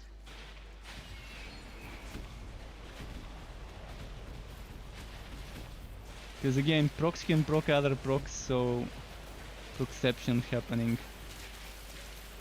Thunder strikes are proccing cave breakers are proccing thunder strikes, and it's just an endless thing. And since there's shocking and shock bolts, they also proc those things. There's one more thing though. Shock bolts cannot proc other shock bolts. They used to, the first time they added them in the alpha. They used to, and it was crazy. It was crazy OP. But yeah, they changed it.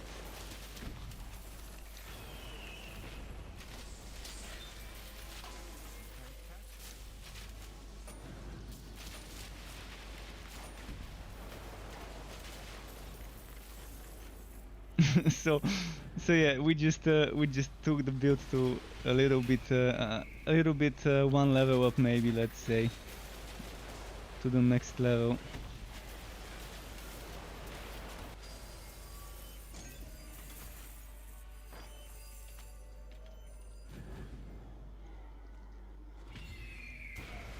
I just totally forgot about the cave breaker until now. Much better than that little chain whitening that we get to use every 7.2 seconds. Much better.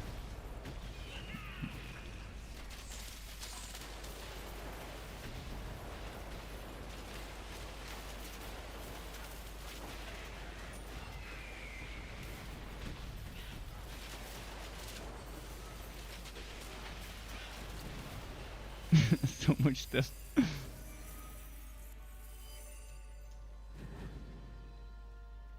Okay.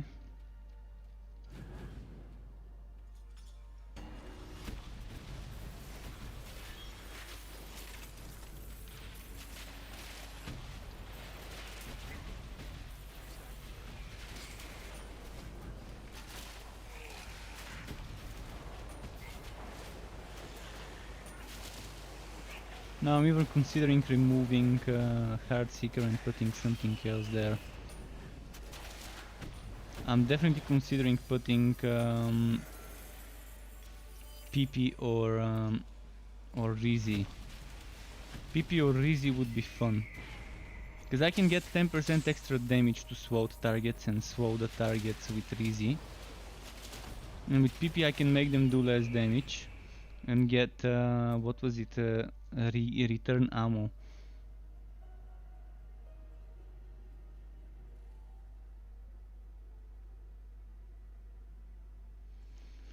Damaging enemies, SWOs them.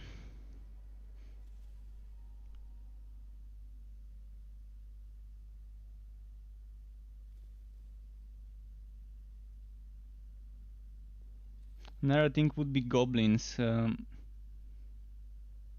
Goblins and the and the rifle of leader Shap could give you a very good combo.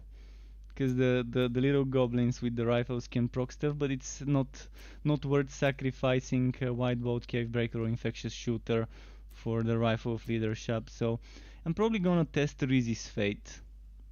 And then eventually test Curse of PP. How am I doing with Respectacles? 4. I need 4 more to remove Heartseeker.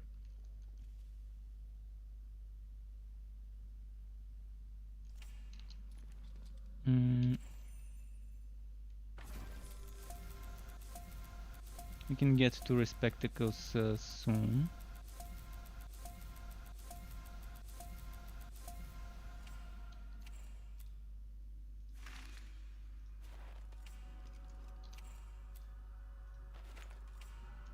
Come on, stop. This bug is annoying. Where you press escape, instead of it closing this window, it closes the window underneath it. I think it's some sort of a delay. Something went wrong. Okay, not anymore.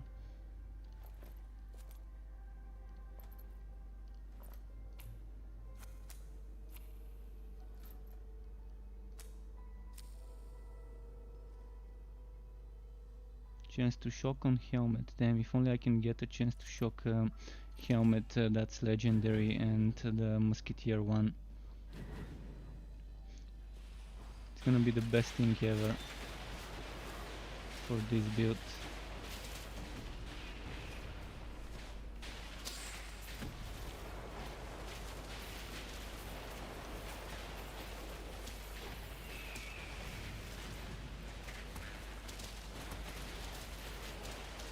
Who's the siege enemy? The witch.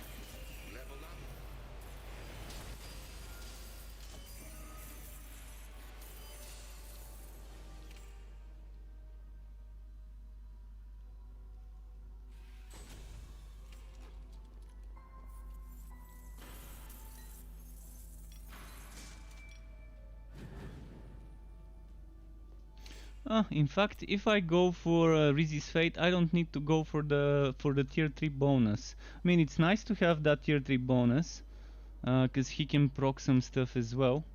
But let's say I stop at the tier 2 bonus. That opens up 4 more points for me. 4 more points that I can spend into the passive here, or actually on this passive. Yeah, that's what I'm gonna do. It's decided. Not max out Rizzy, just get the tier 2 bonus for 10% extra damage and for the swallowing of the skill itself, and just get that extra shock bolt maxed out. Because otherwise I would have had it at level 2, but now I can max it out and still have 2 more spare or 3 more spare skill points to put into other things.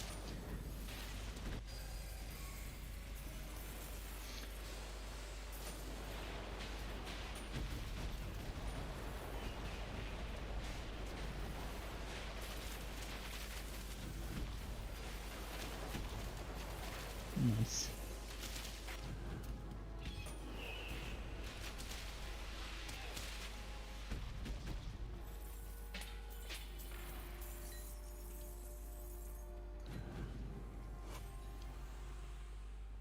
Alright, now we gotta clear the middle.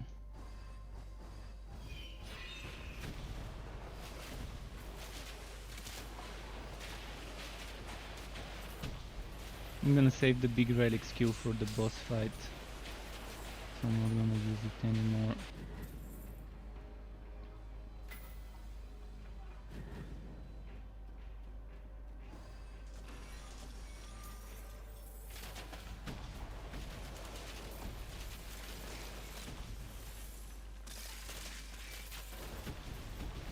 Nice. Julian Luigi no Kamasi. Hey, this game looks more about spam abilities. There are some melee builds, or is just full range builds. Yes, there are melee abilities. There are melee abilities. This class can even go melee if you want it to, but I wouldn't recommend it because it's a ranger and it's got synergies for ranged attacks. But it's not about just spamming abilities. You can spam melee abilities as well. In fact, you can check my YouTube channel. You're actually on my YouTube channel now. You can check my latest build, the Realm Master build, the Body Slams. This is a melee build, definitely. Then you can check my Spin to Win Sharpshooter Vortex 2.0 with the Forged, another melee build on a different hero. So there are melee builds you can check. You can also check them on my website as well. That's my website here. I upload the builds both on my website as text versions and embedding the video there, and also on my YouTube channel where the videos are uploaded. So Body Slams from today is the Realm Master Blood Drinker. Then I've got Punchbot Drain a Watt with the Blood Drinker and Forged. Then I've also got the Sharpshooter Vortex 2.0 with the same relic I'm using right now, the Electrode, and the Forged class with the Spin to Win kind of version. And don't worry about your English not being good. I understood you, so it's good enough. English is not my first language either, so completely understandable.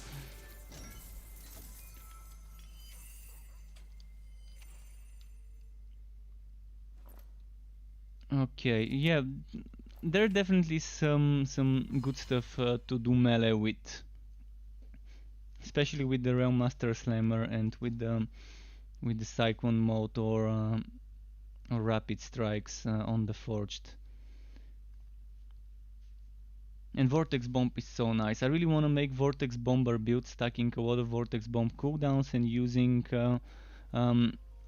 the Servo Blade with the Servo Driven Uppercut to make the Servo Driven Uppercut build hit super quick.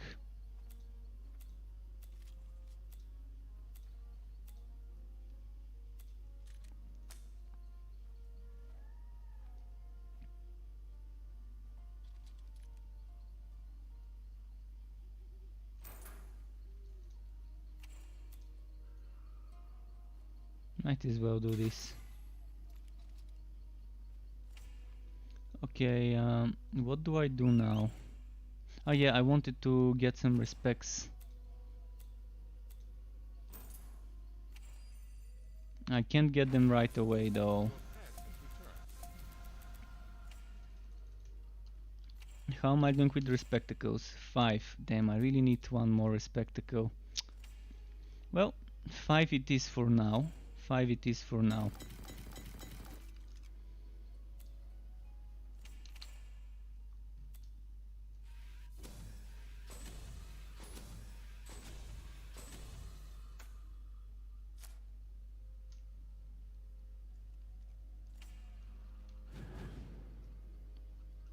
Eventually I'm gonna get more spectacles, remove those other 3 points.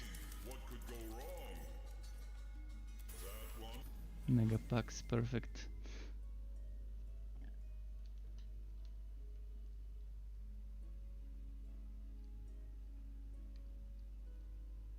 And to those of you that are on Twitch, if you're wondering what my YouTube channel is, I was mentioning it earlier. That's the link.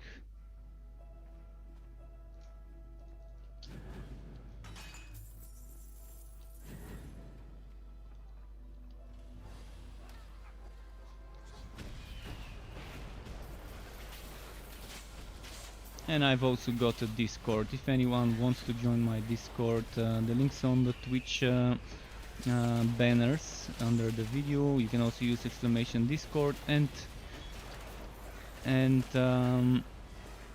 in YouTube you can check it in the description, or again use exclamation Discord to get the bot to give you the link, the invite link. It's a small server though, we're like 100 people, so it's not like a big Discord server, but it's a community where you can chat with each other, see me post my videos, ask me questions, find me there when I'm not online, when I'm not streaming.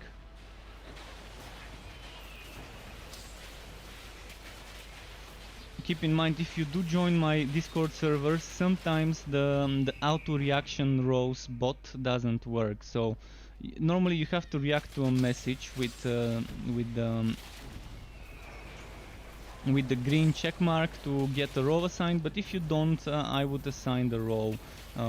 Once I log in, every day I check it. I check it once when I wake up and start my PC, or when I start Discord, and once after I stop streaming and playing and go back into Discord. So I do check for people who don't have roles every day.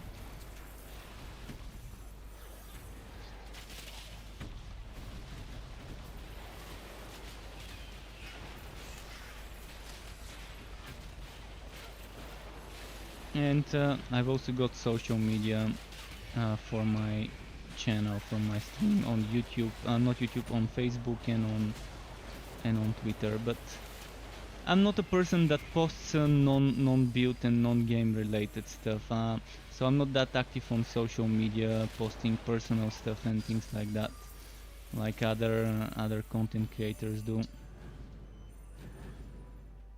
So don't expect me to be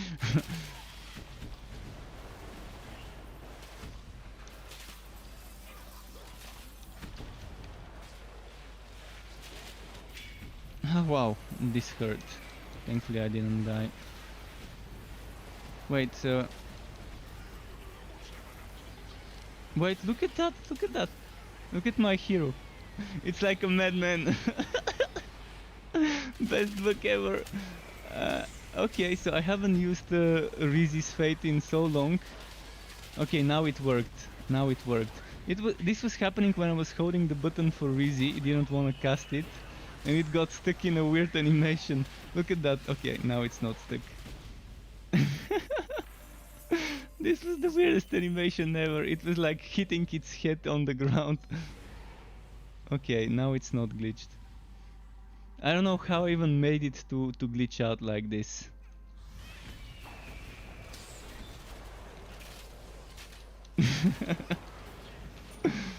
Oh, the things you can see with bugs in games sometimes.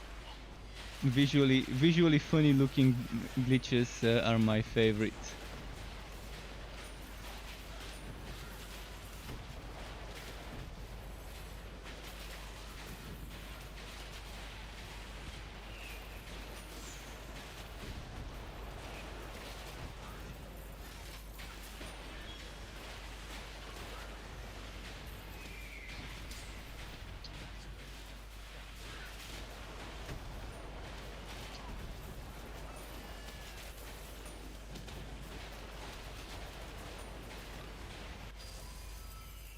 Okay, I need to start using Scout's Bones more again. I was experimenting a bit. If I don't use Scout's Bones as much, what's gonna happen?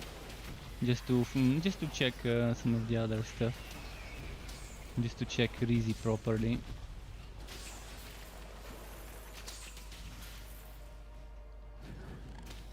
But yeah, I'm not gonna be getting Rizzy's caster, so tier 2 Rizzy, and then that's gonna be it. In fact, I need to remove one point here. I put one more point than needed into this. I forgot I don't need 6 points but only 4 to get the level 6 bonus.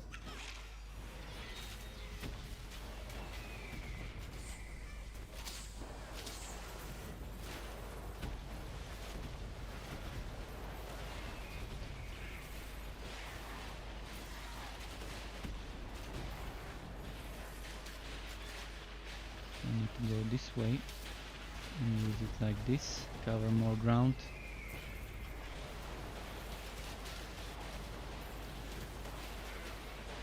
I love it when they teleport next to me. And the weirdest thing is the teleporting elites, the purple teleporting enemies teleported the green enemy next to me as well. So they teleport their allies, the other champions, along with themselves. Never realized that's how it worked. Never paid attention until I just saw it now.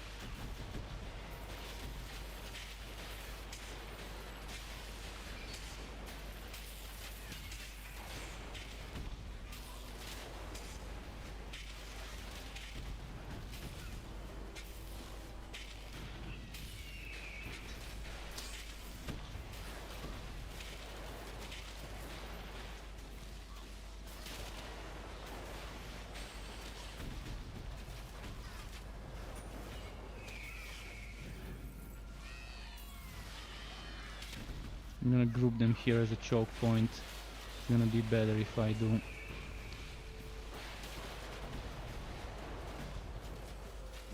What happened to... Oh wow, look at how many more there's here.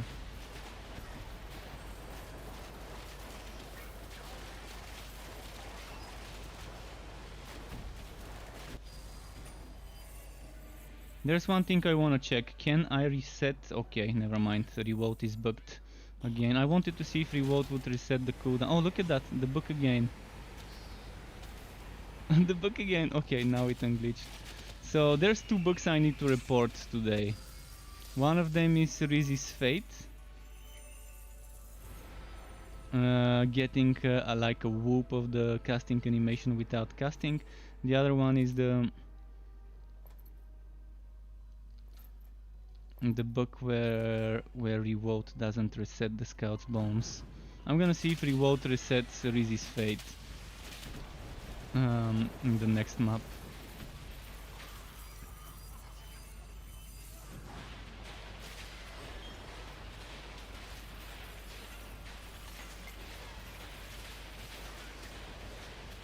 Disaster is back. Hey, I was looking over some of your of the gear you suggest on builds for Legend. However, I don't see them as possible items. Yeah, you have to unlock the abilities. So you have to either find the item itself, or well, apparently when you find the item, it will unlock the ability. That's a new change coming with the next patch apparently, but if it doesn't work, you have to salvage the item. You have to dismantle the gear to get the power. So you have to go to the enchanter, take that piece of equipment there, turn it, break it down into powder, and then you're gonna get the ability. They're thinking of making it once you find the item to obtain the power without needing to break the item down, which would be the best way. It would be perfect once they make it like this, but for now I don't think it works that way yet. So the legendarium takes a while to fill up.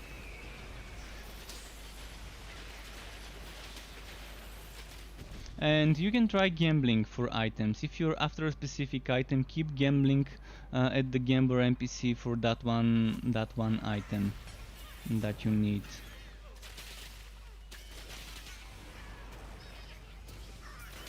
Okay, I'm gonna say it again. So once you find an item, you can take it to the enchanter's altar, turn it into powder, break it down into powder. You lose the item, but you get the legendary power unlocked for the legendarium. This is how it used to work until now. How you used to unlock powers. Apparently with this patch that we're getting on Wednesday, the developers want to make it in such a way that once you find a new item, you automatically obtain the power without needing to break it down and destroying the item. Which would be the preferred choice, the better choice of getting it. So hopefully they do make it like that. Look at that weird bug. Best bug ever. Party on, party on.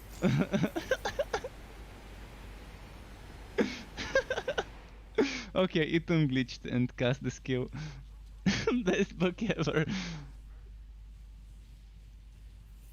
I've never seen a better looking book in the game. So revolt doesn't reset Rizzy's fate either.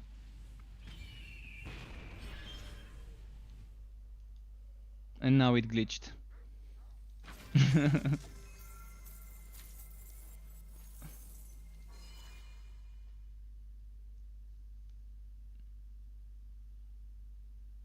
But yeah, that list of possible items, you fill up the legendarium. You don't unlock items unless you unlock the powers. So it's something like a collection of things that you unlock by finding the items, or at least the idea will be by finding the items. But for now, you really need to break them down. You need to take an item, for example, this one, take it to the legendarium and just break it down like this, but on the legendary item, of course, and then you're gonna get it. This is how it would work. Right now it works that way, breaking it down, but eventually finding the item would be enough. I hope this was clear enough.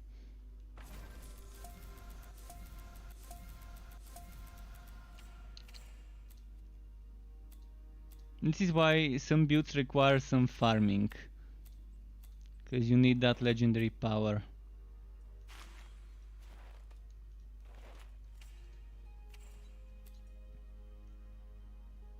Just like this, boom. If I didn't have it, I would have unlocked the power now.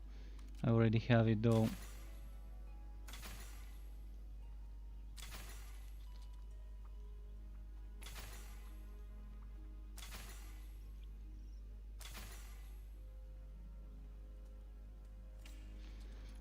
Yeah, if you unlock the legendarium, this means you haven't unlocked them exactly.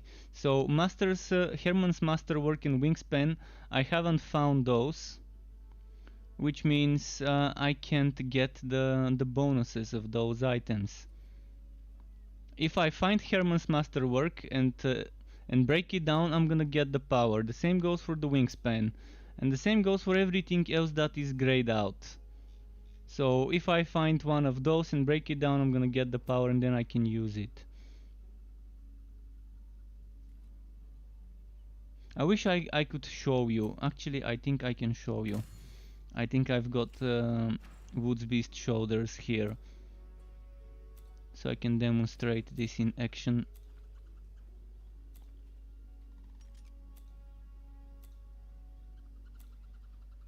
No, I don't have Woods Beast shoulders. Let me check something. I want to find the power that I don't have unlocked, but I've got in my legendarium. I've got in my storage. Hitring chest, gloves, shoulders, Woods Beast, head, wrap, shoulders. For pet items, fire, invigoration. Oh yeah, that's what I'm gonna show you. I'm gonna show you this one. So let's take this one. Boom, token of invigoration. I didn't have it unlocked, then boom, legendary skill unlocked, token of invigoration. Your legendarium is not showing anything grayed out.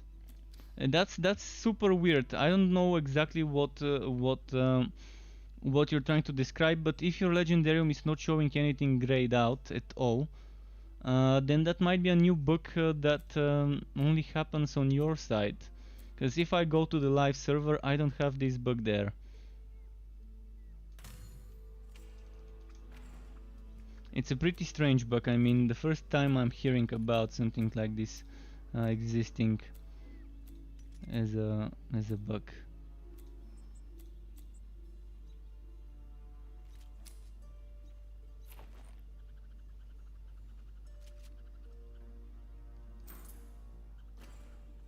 What level am I? I can probably get something better equipped for damage.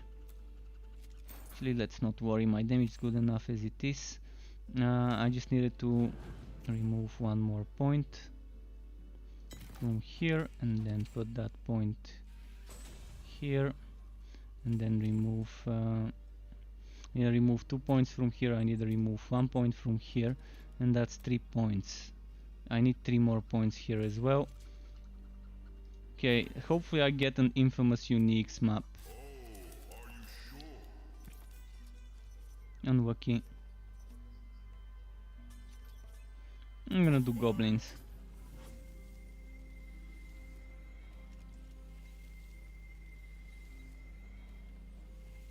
But are you not able to equip the items that are not grayed out? Because you're saying that nothing is grayed out in your legendarium and everything is unlocked. Or are you showing that it's not showing grayed out or unlocked, like 0 items? It's kind of, I can't understand exactly what's happening by the way you described it. But there's those two things, I believe. Either it's not showing any items at all, or it's not showing grayed out items at all. And it's showing only the unlocked ones. You're on live right now, so you're looking at weapons on your Realm Master. You know there is more items besides what you're seeing, so well, basically what you need to do is go here and scroll to the bottom. If you don't see this part, that might be a bug, and then try and see it over here and scroll all the way here. Make sure it shows 100 and something items here. If it doesn't show you when you go to all 100 and something items, then there might be a serious bug there. I can tell you where you can look some of the items, but it's old information. It's old information, but you can see some of the items to theory craft over here on this calculator. Papi, who is a moderator in the official Discord and the official Torchlight Twitch, he made this. So you can check this one and theory craft by paying attention to those things. So hopefully this helps you with the theory crafting.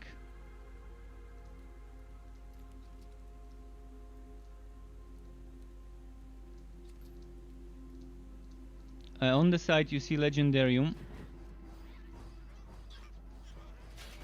Yeah, it shows 112 because they removed one of the items. They constantly remove items from there. I think the bird's eye is the one that's right now removed and you can't see it. Bird's eye is a focus item on the forged that I think it worked with power projection, like shocking enemies or something when you use power projection. So I think this one is removed with the current version. Okay, you found it.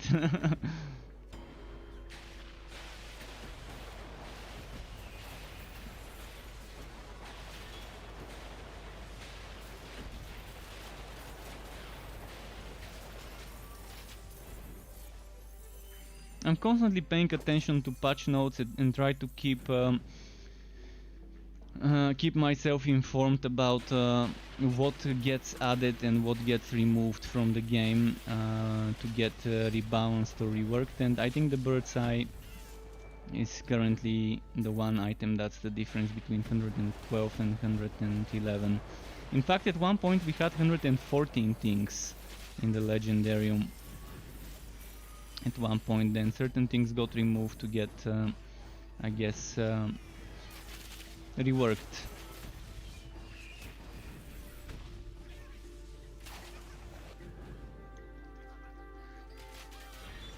Yeah, I'm gonna probably do this map, maybe one more, depends. Maybe just this one would be my final, most likely.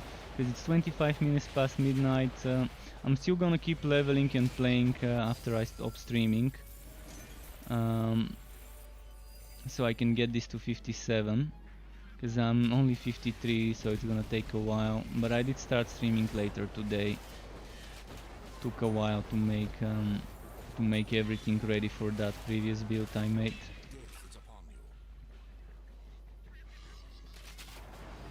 And tomorrow build video for this lovely build is coming. Look at all the things flying on the screen. Could be a little bit eye cancer. It could be considered a little bit eye cancer with all the effects on the screen, but it's such a fun setup. Wow! Did you just see? This one went from here to there. The book magnetism I've got a book magnetism aura. I attract books.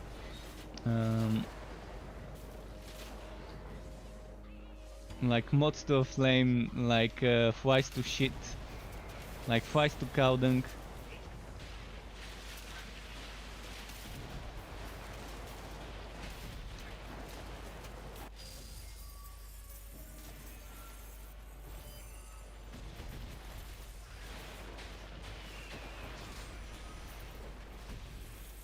All right, let's go here.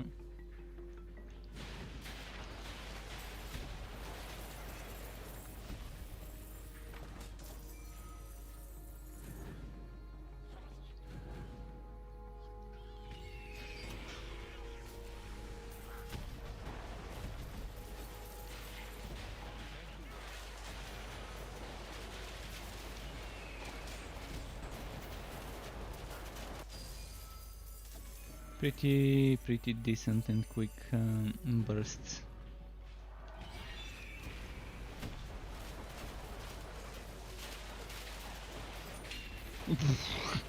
This almost one-shot me from out of nowhere.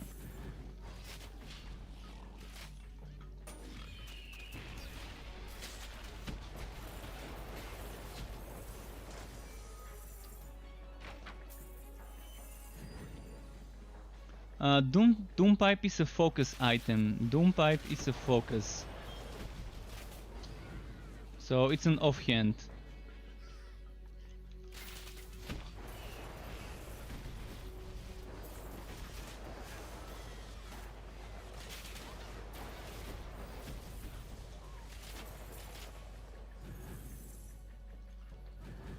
By the way, if you open that calculator that I linked, keep in mind it's very outdated. But the Legendarium info is pretty useful. I mean, some things in the Legendarium there are still outdated as well.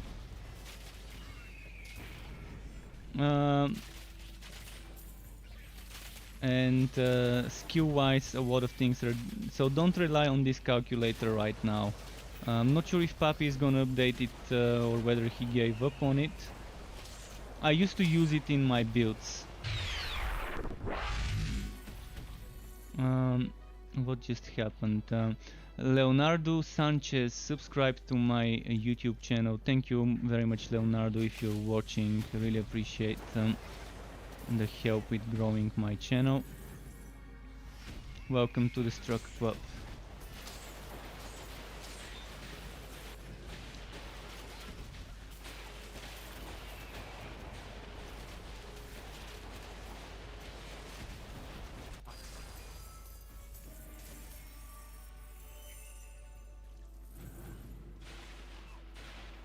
Wow, this range.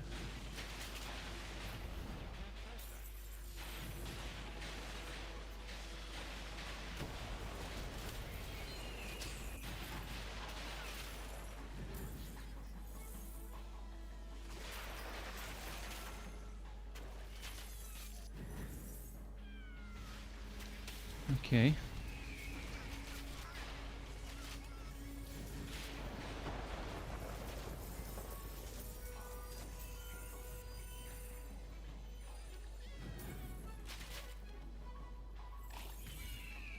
Ah, this guy just teleported.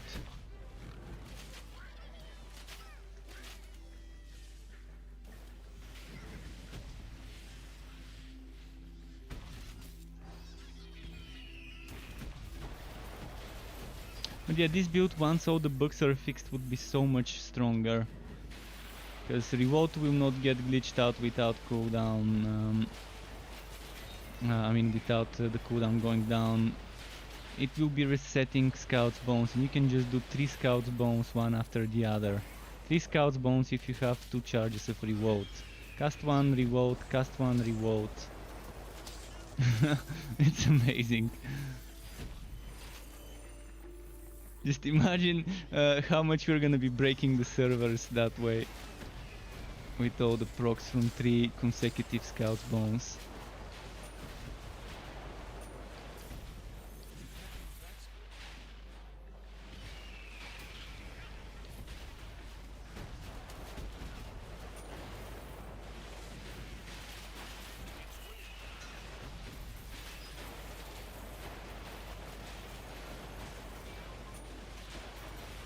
Okay, nice.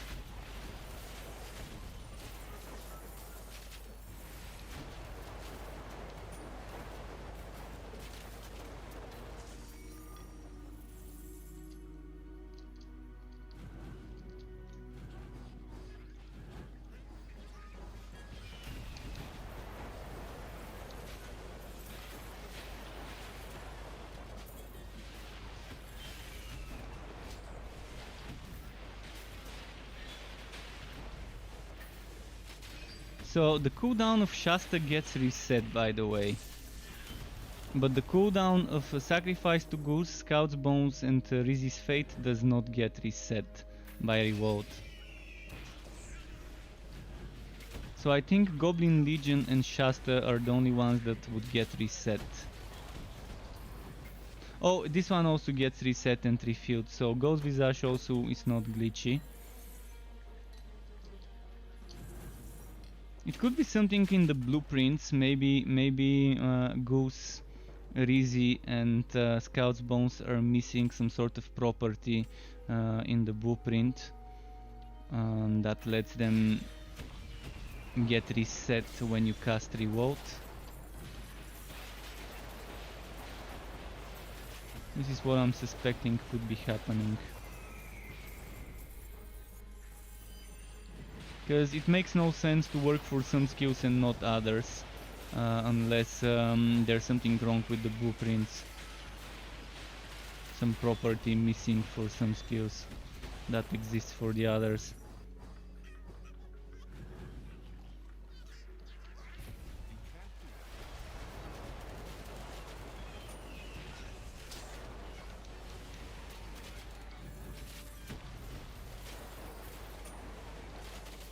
Come on, come on.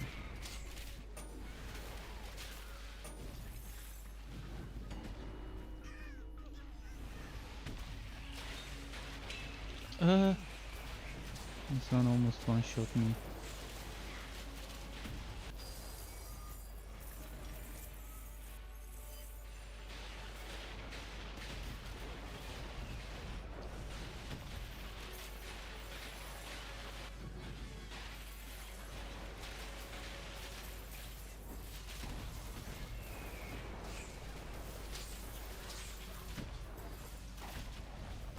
Okay, there we go.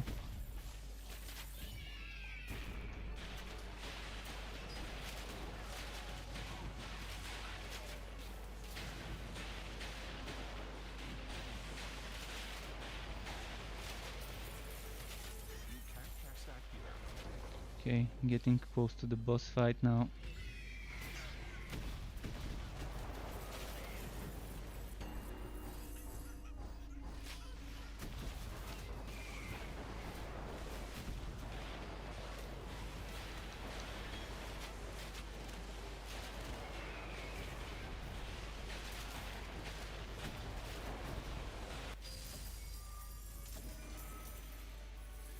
But yeah, I went from wanting to make a build centered around Heartseeker to getting rid of Heartseeker. just didn't fit. It didn't fit this well. Heartseeker probably would have been a better synergy for a bleeding build rather than a whitening. Even with the whitening, the chain whitening, even with that.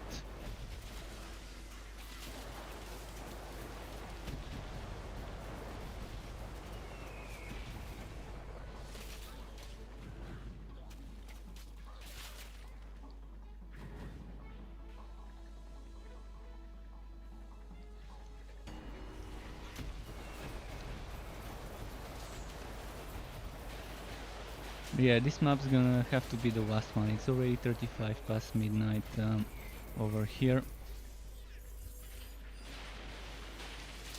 So I'm pretty close to the boss, I think. Maybe, yeah, I already see the boss entrance. Few more packs of enemies on the way to there.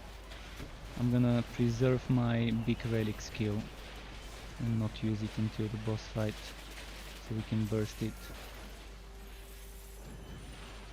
But this build, I'm sure many people would love it.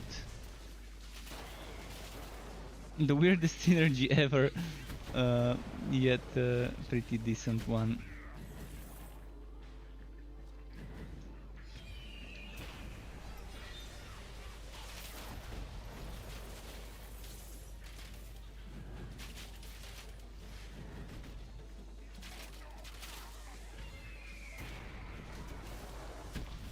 There we go.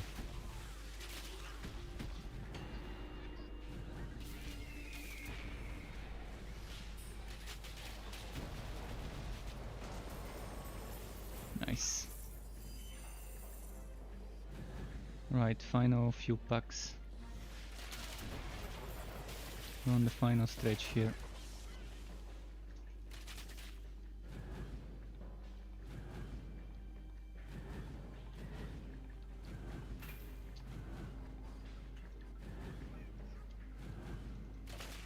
I'm having this mobility.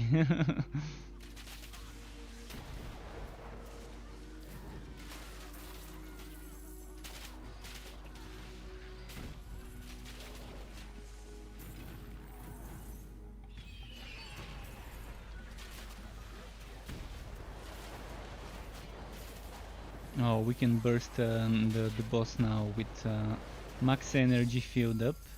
The energy filling up the 1000-volt burst as well. So we're going in fully prepared. And by the way, keep in mind this map was a double health map, so everything has double the HP on this map.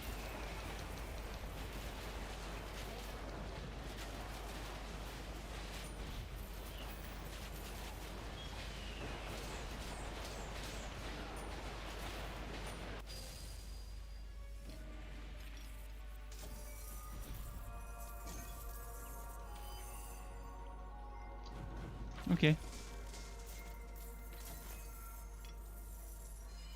So that's gonna be it for today's truck club. I appreciate all of you watching yet another day. Thanks for being here on Twitch and YouTube. Keep it cool. Until next time, and goodbye.